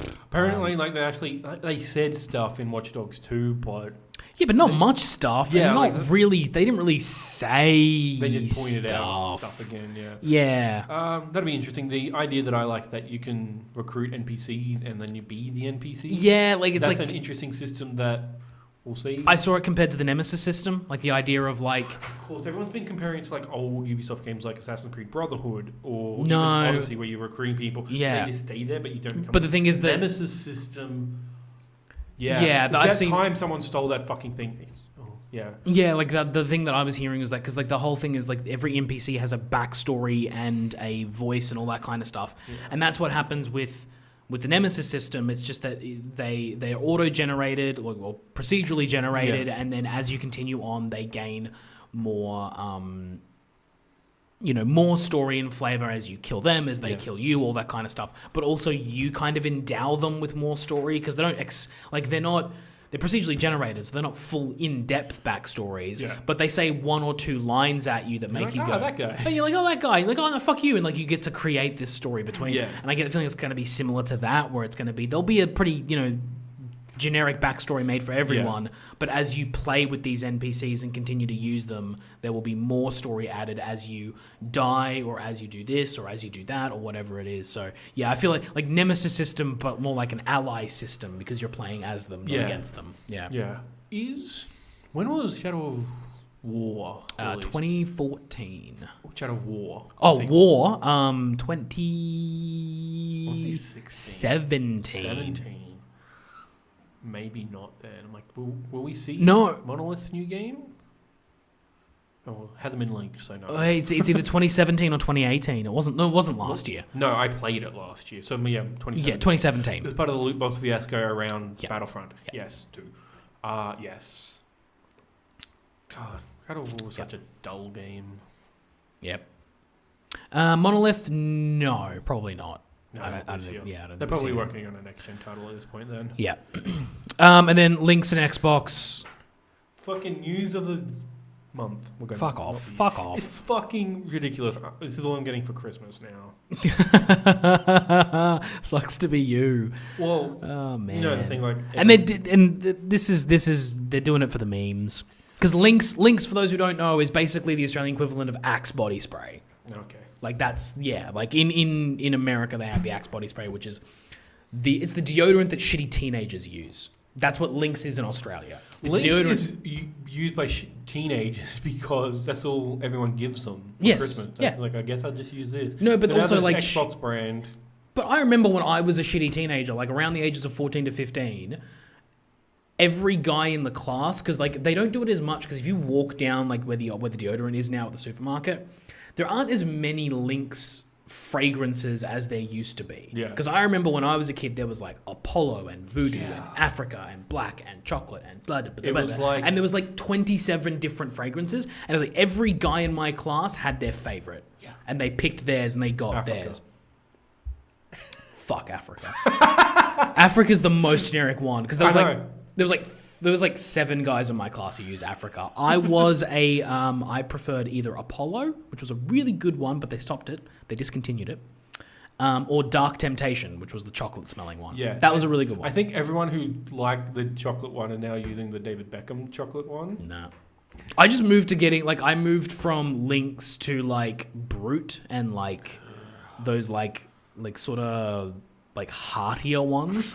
Fucking something. Like, just some really, like, just stuff that smell, because, like, I sweat bad in the summer, so I need something I use, like, proper Rexona deodorant, but then body spray I'll use. that's the thing is that I switched from using Lynx to using, like, antiperspirants, like, proper, like, strong, like, stop you sweating. Yeah. And then, like, in more recent time, I'm just like, I'm getting, like, like a Rexona or a Nivea or a Dove or whatever the shit is, like, this is going to stop you sweating and smelling. But then if I want to smell nice, I will put a cologne on because I'm a man, not a child. I am poor. So, well, my mum works at a chemist, so she gets me, like, cheap shit. Fucking fancy. You're all hooked up. Yeah, I know, right? Anyway, they're releasing an Xbox Lynx branded fucking shit. I might get a deodorant. I might get a can just for shits and giggles. When is that coming out? Like July.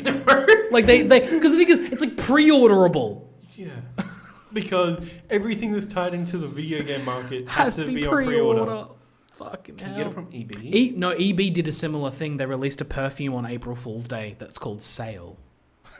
For reals? For reals, you could pre-order it. Fuck, The why- shipments came in recently. They should be going out to pre-order customers. That's a bit taking a while.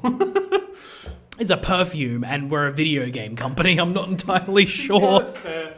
I want one. I need to know what sale smells like. God, this is what the gaming industry just becomes. It's like, this is what Call of Duty smells like. This is what, I don't know, Mortal Kombat Smells like burnt flesh and feces. Mortal Kombat. God almighty. I'd buy it. All right, let's move on to some... I'd want samples because you don't want to like waste all of it. You don't want a whole bottle of it. You just want like juices out of it. Like, Yes. Yeah, this was fun. No, I just have a fucking pile of. I feel... deodorant. Yeah, God almighty. Yeah, no, I'm going to buy that Xbox One. I want to see what it's up. Do a live reaction taste test. A taste. It's deodorant. It tastes like shit. I know what it tastes like. What I'll do is I'll spray it and then I'll film the reaction of my fiance because she's a person that doesn't care about video games. And I'm going to be like, if you were to walk down the street and smell this on a random person on the street, would you be like, oh, that smells nice? Or, oh, that smells like sweat and regret? Regret. All right, let's move on to some happy news. Happy news. News that is happy. I'm fun time code 1 hour 25. Why are we happy? Shannon? News is happy. We are happy because we have finally got some information about Pokemon Sword and Shield. Or as the internet is now calling it, Pokemon Swish. Swish, swoosh. Which I'm pretty. The Swish on Switch. Yeah, swash. I'm going to have to go back to speech. The funny thing I actually noticed is that whenever we talk, whenever people in the West talk about Pokemon, just in general, like on YouTube or a video games website, they always talk about like, oh, the new games, Pokemon Sun and Moon, Pokemon Omega Ruby Alpha Sapphire, Pokemon Black and White, Pokemon Sword and Shield. If you watch it direct, they never use that. They always call it Pokemon Sword and Pokemon Shield. They do not. At least they cut out the version because it used to be like the titles, official titles used to be Pokemon Ruby version, Pokemon Sapphire version. Yes. And they just cut out version, I think from X and Y onwards. Like they aren't X and white version. I'm pretty sure black version, white version still. Yeah, and it's black version 2 and white version 2. Yeah. But yes, from X and Y they've cut out the version. Yeah, which is good because it just makes that just sound less clunky. But yeah, no, I have noticed that. I think around Let's Go, Let's Go, when they're like Pokemon Let's Go Pikachu and Pokemon Let's Go Eevee. I'm like, bro. Just stop. Yeah. We have a release date. November 15th. 1 week after Death Stranding. Oh, yeah, buddy. It's going to be so fucking whiplash. Oh, God. Isn't Jedi Fallen Order in that same week, too? Probably. Or maybe the week after. Because I'm pretty sure it's November 12th.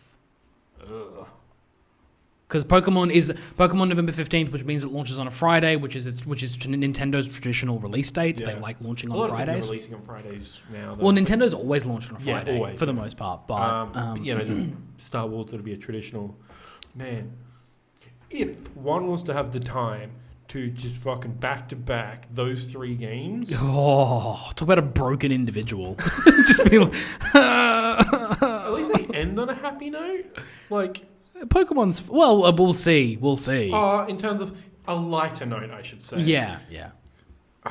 I don't know. Basically this 15-minute Pokemon Direct had a lot. A lot. It was a lot, and it was very interesting comparing it to the sort of rolling press releases for Pokemon Sun and Moon. Because what they did was they kind of announced it, and then kind of every month leading to the release of the game, they would do like little information drops. Yep. And you'd get like a 3-minute trailer about one very specific mechanic in the game. Like in this case, we would have gotten like Wild and then Dynamax. And it would have been like one a month, and they kept stacking up until like you got to November and you knew everything about the game. What's interesting about this is they did the drop in, was it February? Was it early March? End of February. End of February? Yeah, where they announced it was coming, and then they went radio silent until 2 days ago. Yeah. At time of recording. Yeah. So they went radio silent on that one, and that was a good move, I think.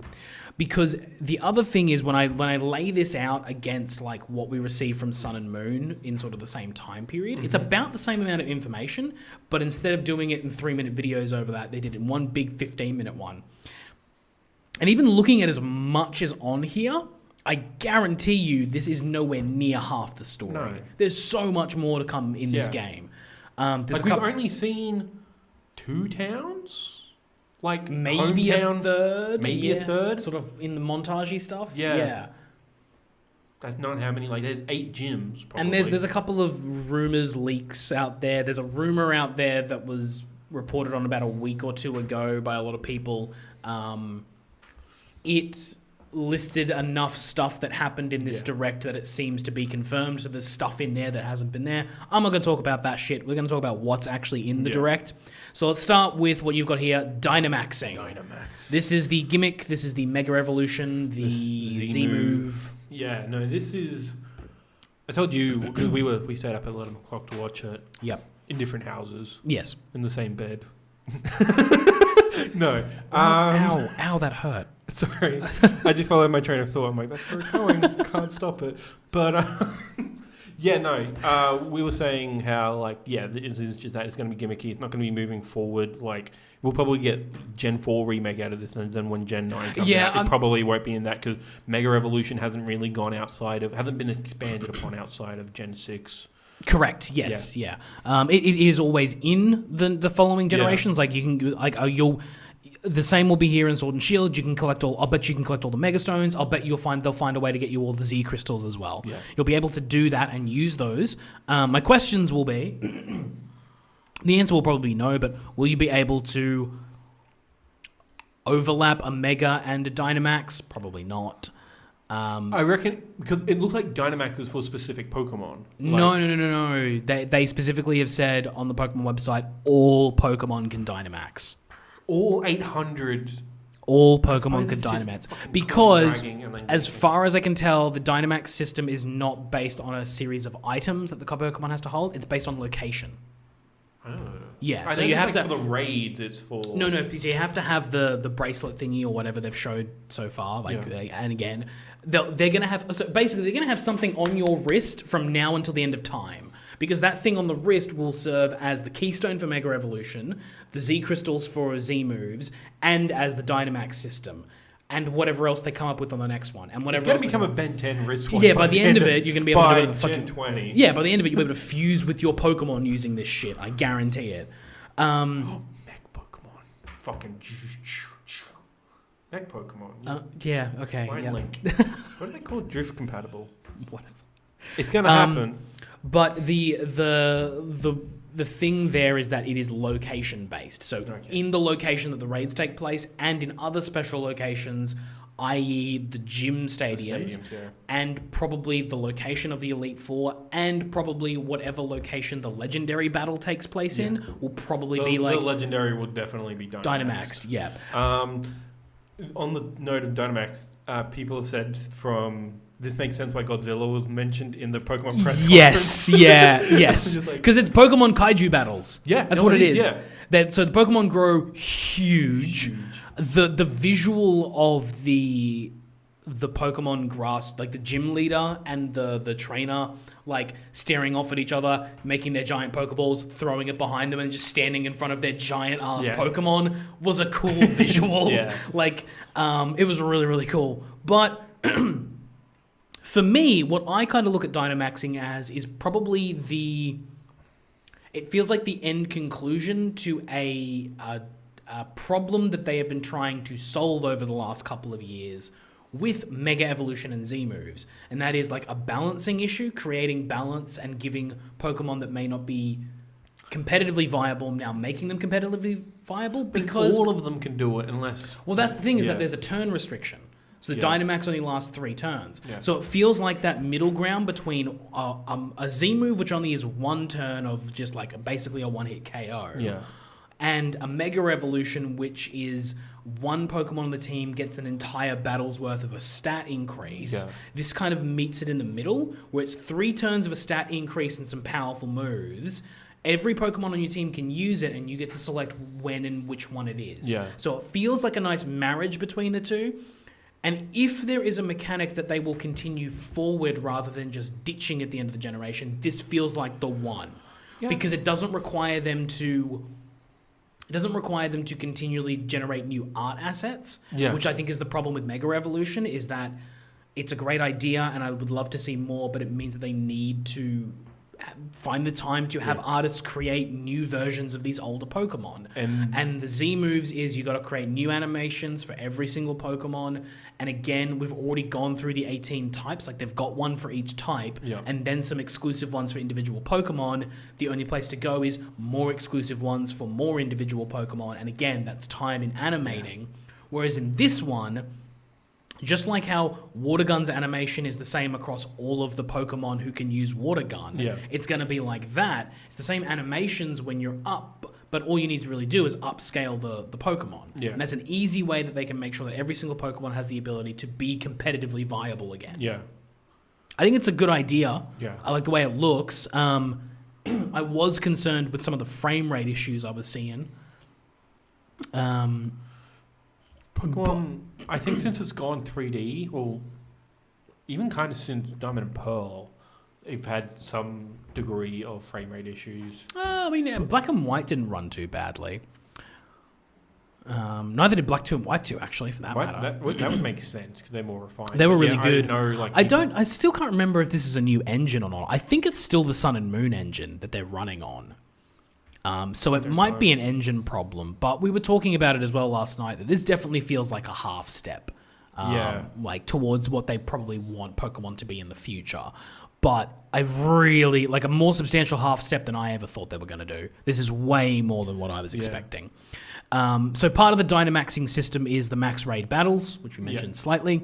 So 4-player and against a Dynamax Pokemon. Unlike in a regular battle, the Dynamax Pokemon is Dynamaxed for the entire battle. But one trainer in the 4 can Dynamax theirs in that battle for 3 turns. So it's one trainer, the other 3... Do they just have to wait until that Dynamax Pokemon ends and then they can do their Dynamax? No.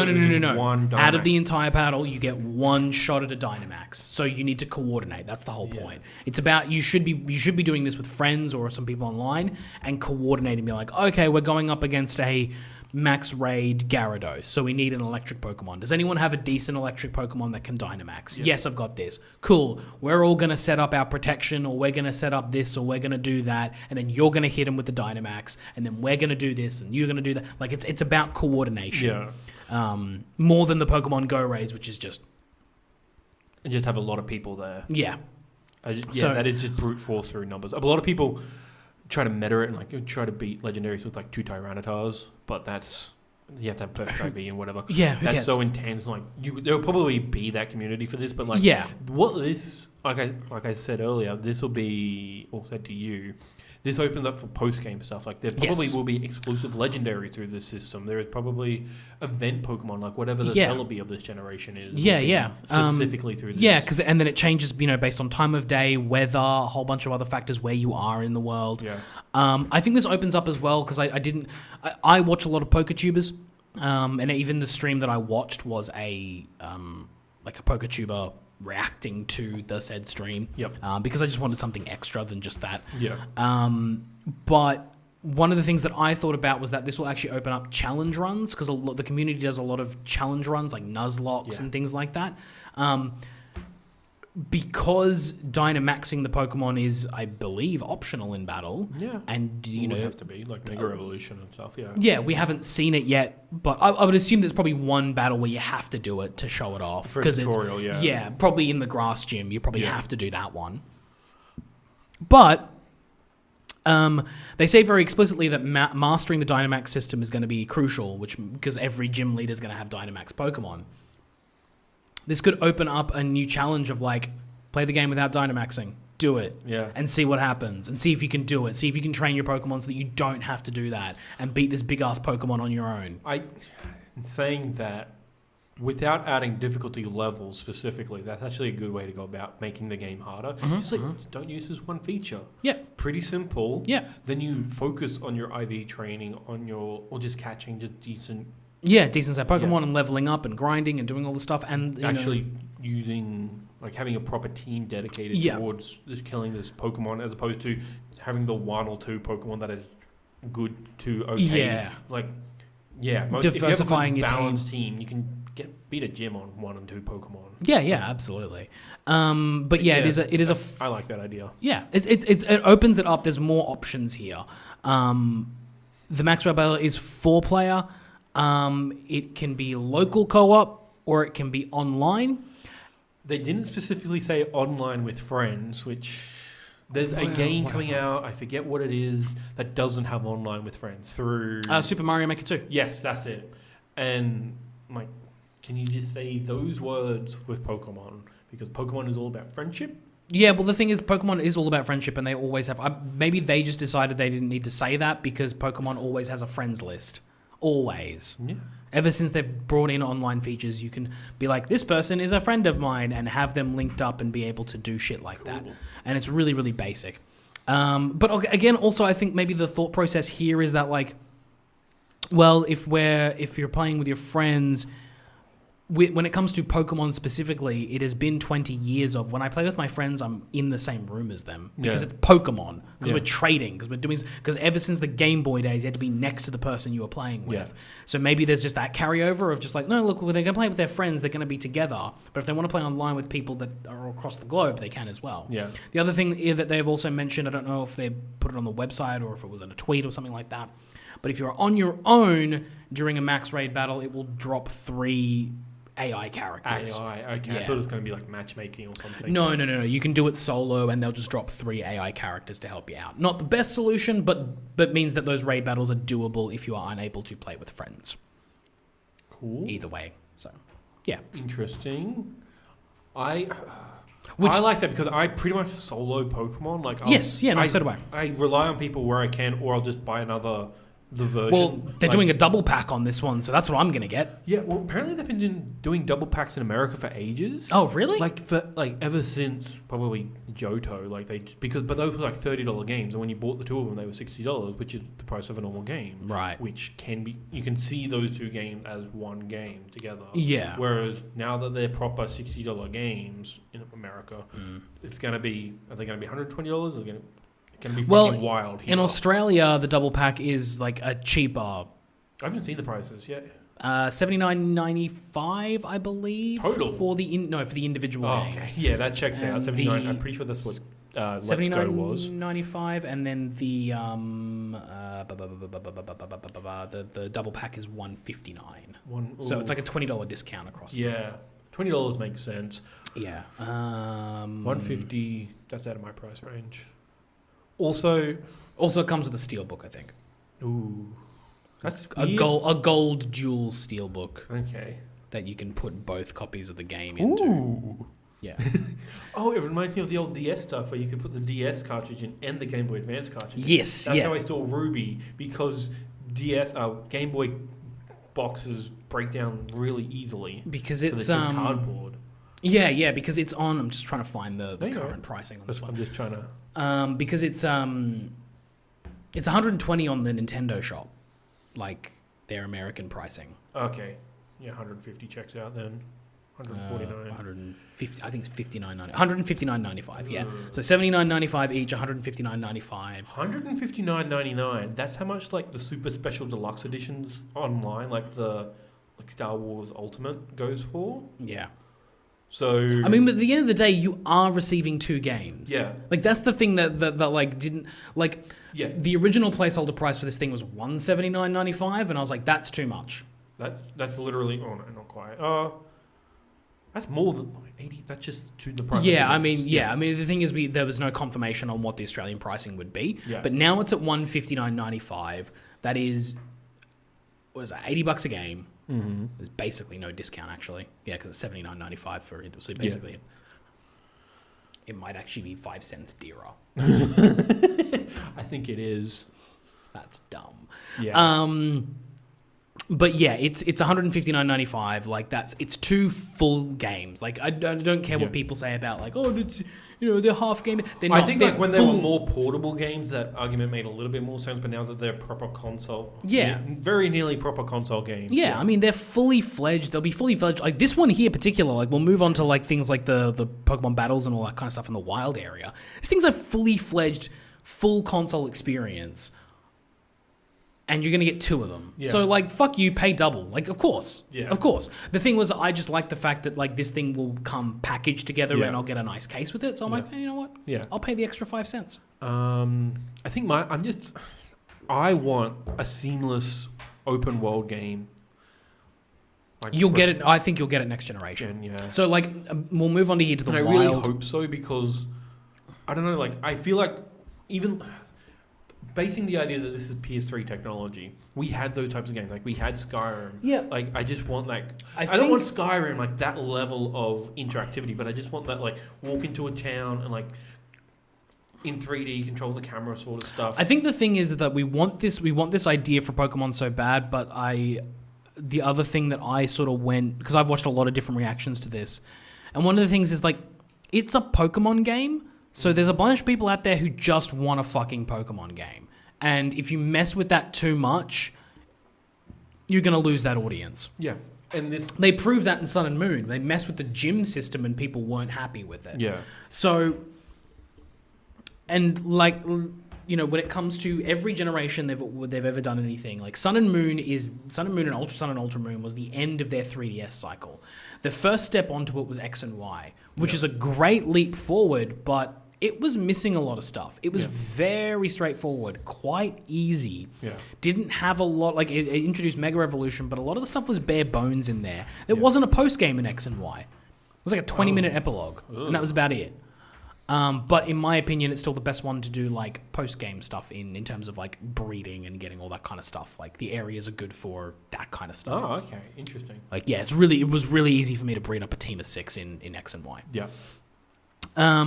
But then they improve it on Omega Ruby and Alpha Sapphire. Then they improve it in Sun and Moon. And then finally you get Ultra Sun and Ultra Moon, which is a game that is quite difficult in certain spots, has a really good story, has balanced mechanics, a lot of different Pokemon, really long post-game with the Rainbow Rocket episode. Like, it's got all the things that you want in a Pokemon game on a 3DS. And it's pushed the system to its limits. Yeah, to the point where I've seen videos of the original launch. The non-new 3DSs don't run it all that well. Like, it is choppy. No, it's difficult. Yeah. So looking at Sword and Shield, actually kind of looking at Let's Go, that's kind of your starting point. It is a very rudimentary starting point. Yeah, basically that was them just going, will a Pokemon game even work on this goddamn thing? And the answer is yes. Yeah.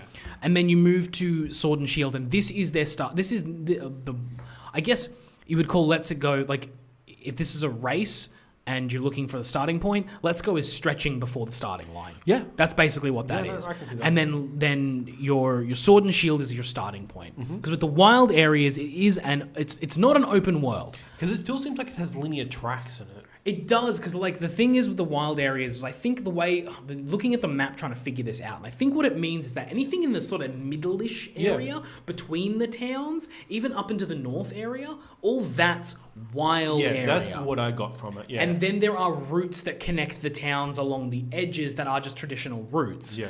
But there's the wild area, which is and I think this has been addressing something that I've actually been trying to voice for a while, is that fucking stop calling everything open world. It's not an open world, it's a sandbox. Yeah. That's what this is. It's a sandbox. Yeah.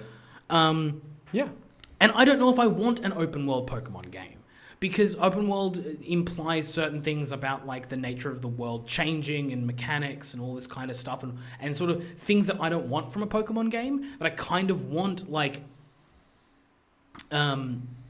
lay it out for me. Give me the paths, give me the gyms, give me the routes. Let me do my shit. Let me get to the end. Let me get to the Elite Four.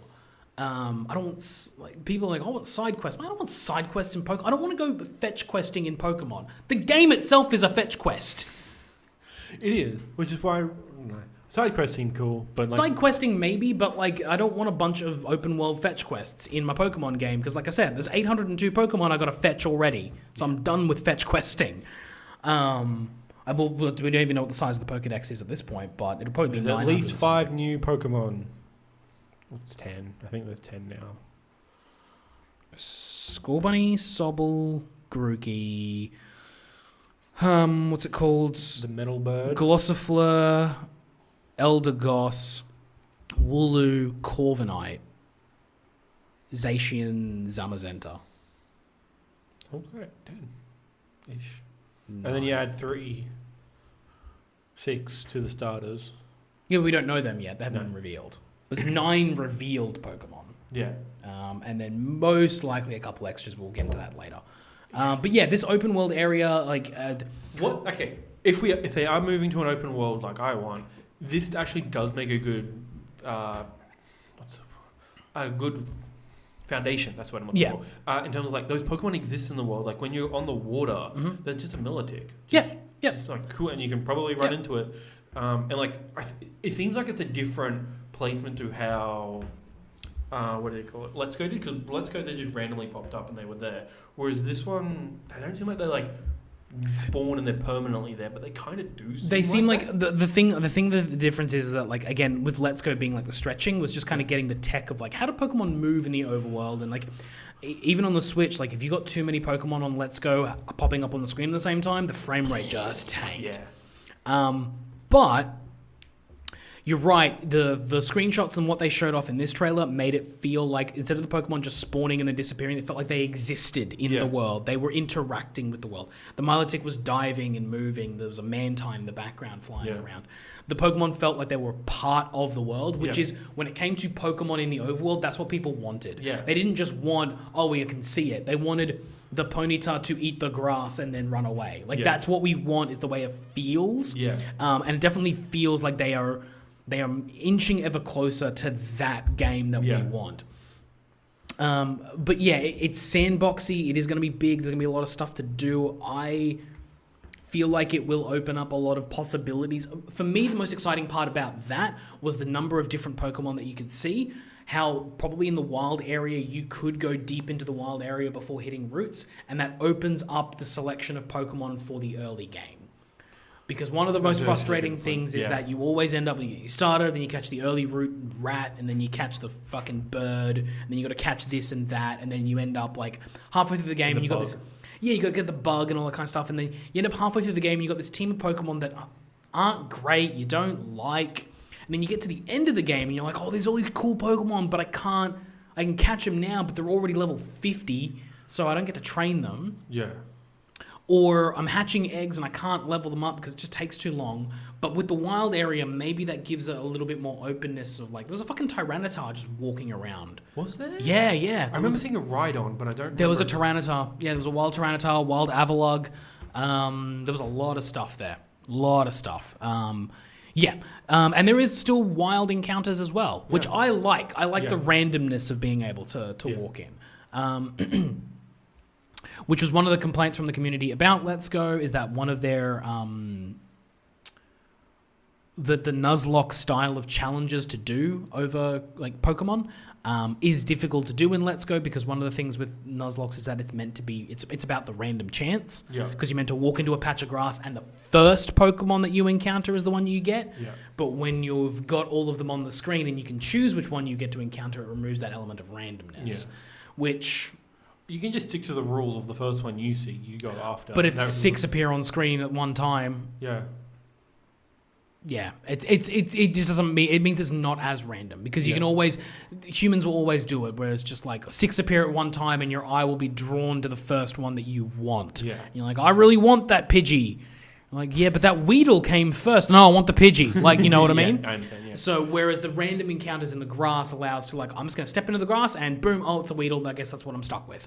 And that still allows that to happen in this game as well with the random grass encounters. So I like that being there. We got so much information on this game. We got peoples and bits. We got the Rotom phone. It's back. I didn't know what the thing... I thought Ash got it. I'm like, okay. Well, Rotom Pokedex. Yeah. But the Rotom phone is... I just hope it shuts up, because that was my biggest complaint in Sun and Moon. Talks. Yeah, it's on the bottom screen the whole time, and it will bottom screen, it will say hopefully... it just says stuff, and it just wouldn't shut the fuck up. It was constantly like, hey, do you want to go do this? It was basically Navi, but without a voice. Like, it was basically like, hey, listen, shut up. Oh, that playing for 3 hours. Do you want to take a break? Yeah, basically, yeah. Yeah, it did that. It was like, hey, you've been playing for a while. Did you want to save now? And you're like, God, I will save when I am fucking ready, you piece of shit. Saving specifically is not a bad reminder. No, but at least in the second one, it had a feature called the Roto Lotto, so it gave you items every now and then, which was handy, but yeah. But the cool thing is it can make the bike go faster, make the bike run on water. Like, it seems like it's going to be the upgrade feature that replaces the poker ride feature, because the Corviknight is the thing that takes you. It's a fast travel system, which I like that idea because again, it feels more feels like an open world game because Corviknight's fast travel.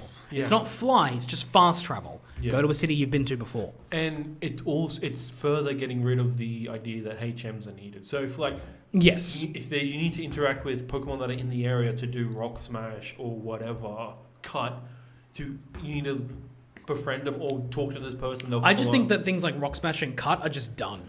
I think they just might remove them from overworld usage because it's the wild area. The way the wild area looks like they're going towards exploration, there's nothing it would feel stupid and silly to have a bush you couldn't go past when you're in the wild area and I could just walk around it. Yeah. They're basically creating that sort of feeling again. Because that's a good point. Yeah, so I feel like they may just kind of remove that. But yeah, the Rotophone, it'll act as the Pokedex as well, probably, so that'll be fine. Annoying, because I didn't know it was annoying, now I'm really worried. Yeah, no, he was annoying as fuck in those games. And then they introduced us to the champion of the region, Leon, who, he's a good-looking character. Yeah, no, I thought, because they just show his design first, and and then they introduce him, and then Leon came, I'm like, of course his fucking name's Leon. Yes, but also he's probably my favourite champion since Cynthia. In terms of design? Yeah. Cynthia is cool. Cynthia's the coolest Do you one. Like Steven? I like Steven. Yeah. I think I prefer in Emerald when it's Wallace. Yeah. I think I prefer that. Yeah. I like Lance, but he's a bit too much. Yeah. And also Lance felt cheap. Yeah, well, I don't know. Yeah. I'm not a fan of the fact that your rival's the champion in the first game. I've never liked that.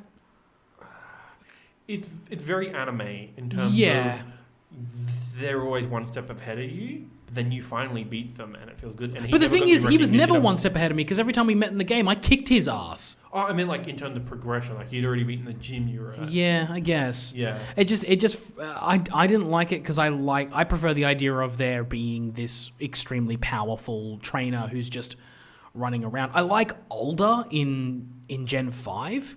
He's really cool. I like him because he's in both the anime and the game, he's immensely powerful, but kind of a goof, and kind of just Goku.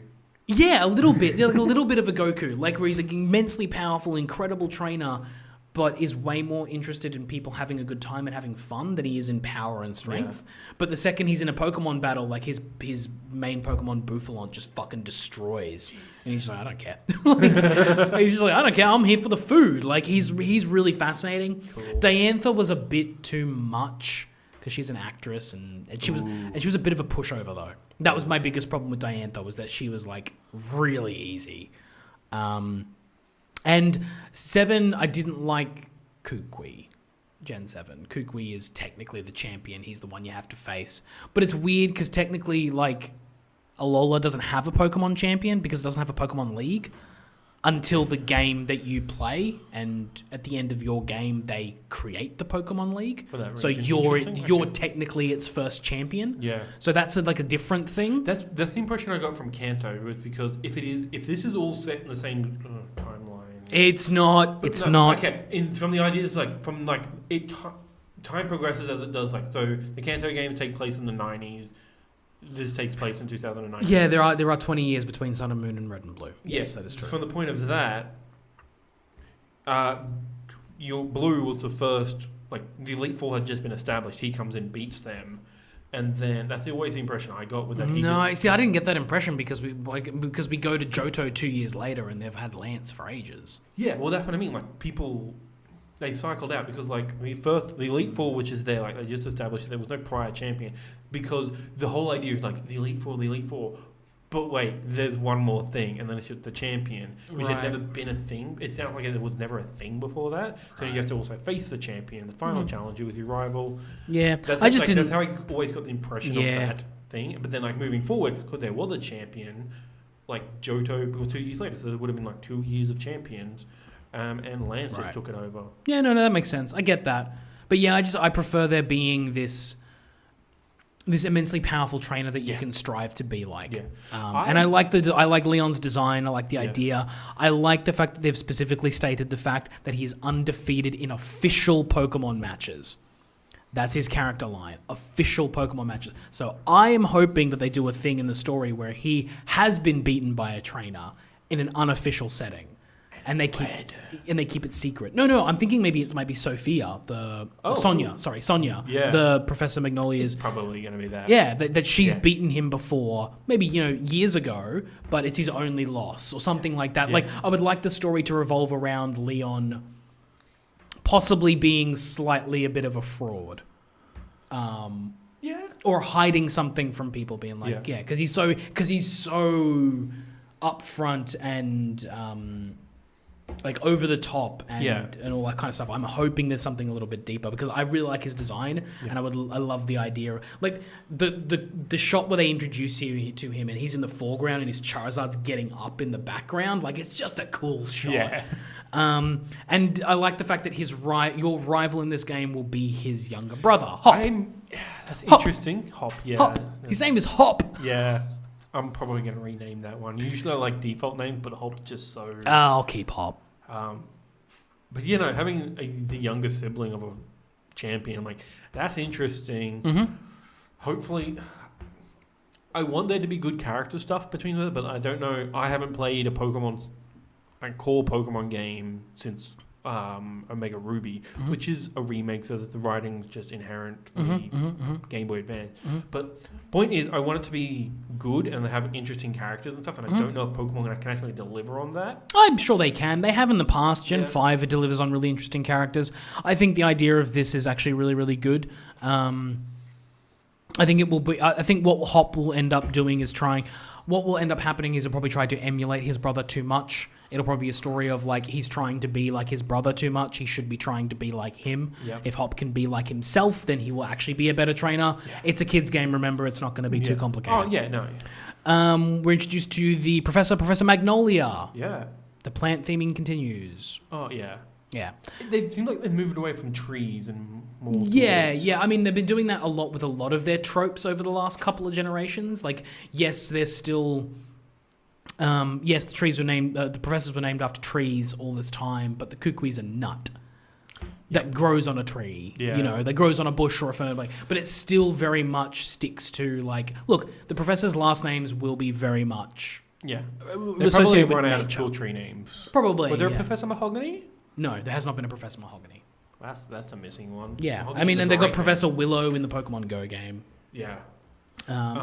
Mahogany's probably another one that they can do later on, but Magnolia I think is good for her design as well. I like the look of her. Yeah. Do you remind me of Agatha from Gen 1? Yes, and I kind of... because she's old and has a walking stick, but... I'm hoping that she's got the same sort of personality though, where she's a little bit like gruff. Yeah, just over it all, but also gets that super... Because like she's meant to be like the leading researcher on Dynamaxing. Yes. I'm like, the professor will always be the leading researcher of the gimmick. Yes, correct. Yeah, well that's the way it's always been. So Professor Oak's the leading researcher in Pokemon. He's just considered the best... Yeah, he's basically considered the best professor because ever since then everyone's specialized because he was the Pokemon. He was the Pokemon professor in the first game. Yeah. But then Professor Elm is a specialist in breeding because that's the gimmick introduced there. Birch is the specialist in Pokemon habitation. So where they live, habitats and stuff like that. Because that was the one that introduced like weather and kind of things like that. Desert. Rowan is a specialist on Pokemon evolution specifically.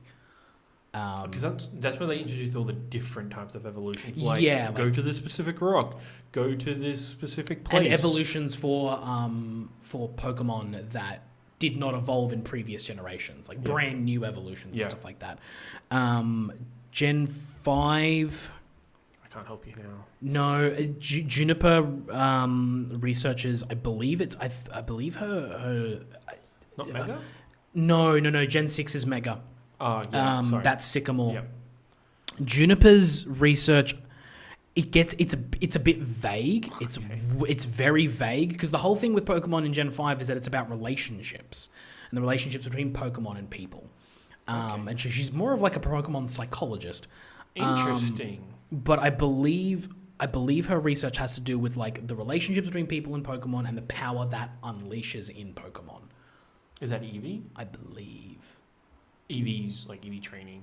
No, because that had been around for a while. Okay, that's interesting though. Because friendship had also been a thing since Hoenn, like that's how you evolve. Yeah, no. I'm trying to think about what the gimmick was in 5, and there kind of wasn't a gimmick in 5 because the gimmick was that it was a reboot. Yeah. Because and the other thing was there was a secondary Professor Juniper. Like Professor Juniper, her dad is also a professor in the game, and his expertise is Pokemon history. Which is kind of also what is focused on in Gen 5. So I guess you could say Pokemon history. 6 is Mega Evolution, and Kukui is about, in Gen 7, is Pokemon attacks, Z moves. So they focus specifically on that. So, of course, this professor will be focusing on Dynamaxing, and her granddaughter, Sonia, will be helping her. Yeah. She seemed like she was a good character. Yeah. She had personality. Yeah. I like that. Yeah. The professors seem cool. Professors always seem cool. Yeah. I don't think there's ever been a bad professor. No, I haven't. Yeah, all the professors, even Elm, who was like kind of forgettable, is still like not forgettable. Like he's still got a personality. Yeah, like I think I like every single Pokemon professor. Yeah. I also like the fact that they went with an older professor this time around because they've done younger professors for 3 generations in a row. Yeah. Juniper's quite young. Sycamore and Kukui were all younger professors. The last older one we had was Rowan in Gen 4. Rowan. Yeah. So I like they went with an older professor in Magnolia. Yeah. I think that's a really, really cool thing for them to do. I would like them to maybe stick with an older professor for a little bit longer. Yeah. I mean, Birch is kind of like middle-aged because... Yeah, he seems 40-odd. Yeah, because Birch, he's a dad. Yeah, he's a dad. So yeah, constantly. I love in the Gen 3 remakes how they constantly do yes, like and every time you go back, it's he's just getting chased by a Poochyena constantly. And then a Zigzagoon, which is a cool like Emerald thing because they did swap that for Emerald, and then like a Taylor or something. Yeah, just keeps going. I love it. It was great. And then we got the Pokemon gyms and how you'll be Dynamaxing in the Pokemon gyms. There's more to that, I feel. Yeah. There's going to be way more to that than just like, it's a Dynamax battle. It's going to be way more. Because like, is there going to be puzzles leading up to it? Like, I think it's going to have to be. Yeah. Like, because the stadium seems to take up the whole space. Is there like or unless there's like conditions before you go in? I think it'll be like look, you can't enter the stadium. You can't actually challenge the gym leader until you go do this. Yeah. And then you go do that thing in the world and then you come back and they're like, cool. Well, we're all set up and ready to go to film your gym battle. And you can be like, film the gym battle? And you'd be like, yeah, it's going to be on national television, motherfucker. Yeah. Because the gyms are televised. Yeah. But entering these premises, what's the word? Means that you give consent. Yes. You're 10 years old, you totally know the terms and agreements of this. Yep. You're not going to slander your name in any way. Yep. Oh, God. And then finally they did a good old CG trailer to reveal to us our legendary Pokemon. Yes. Zacian and Zamazenta. Also known as Sif from Dark Souls and, I don't know. I always think D-Dog. D-Dog's also a good one. So many dogs with knives in there. D-Dog. I saw the Digimon comparison. Yeah. That's good. I mean, Pokemon's been stealing from Digimon for the last, 6 years. I don't know why people are still surprised by that. They're just running out of ideas. And, there's only so many designs you can do. And eventually there will be crossover with Digimon. Yeah, it's not that they're running out of ideas. I like the idea of this. Oh, that's not what I meant by all that. There's a finite amount of combos that eventually... Dog with sword was going to be one of them. Yes, eventually. We just got there quicker than we thought we did. Thought we would have, no, dog with a sword.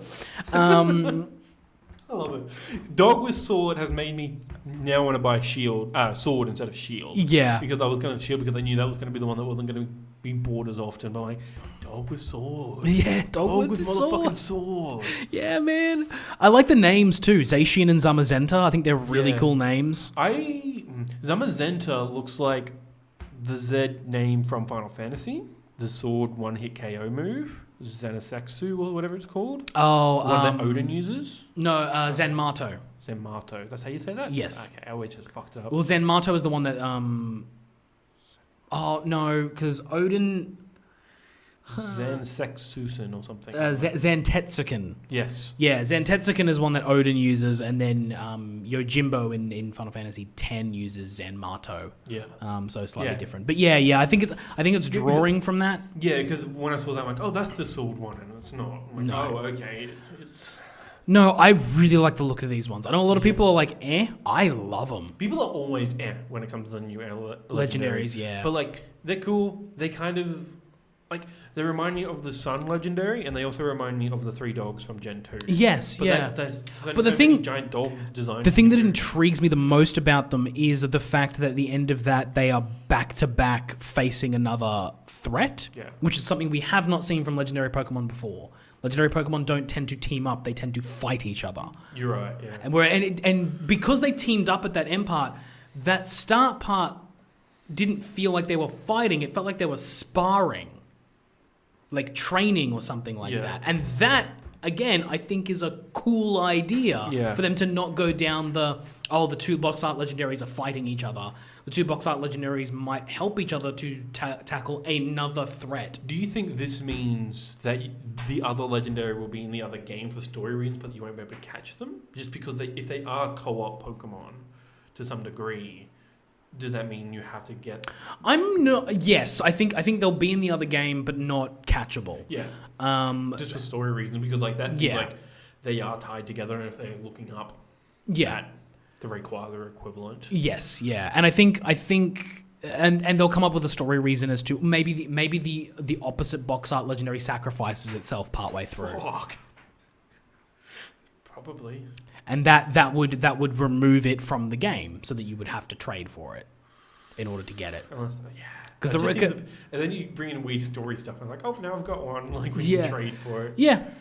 But the story and the actual gameplay have never really been connected that much, because it's always like, your Pokemon are really powerful. It's like, yeah, because I just spent hours beating it with a stick, just hours and hours of beating this Pokemon into submission so that it will do what I want. Yeah. Or, oh yeah, I caught 300 of the fuckers and I released 299. This is the best one because the computer says so. Yeah. There's the thing about like, you're really close in friendship with your Pokemon. Like, no.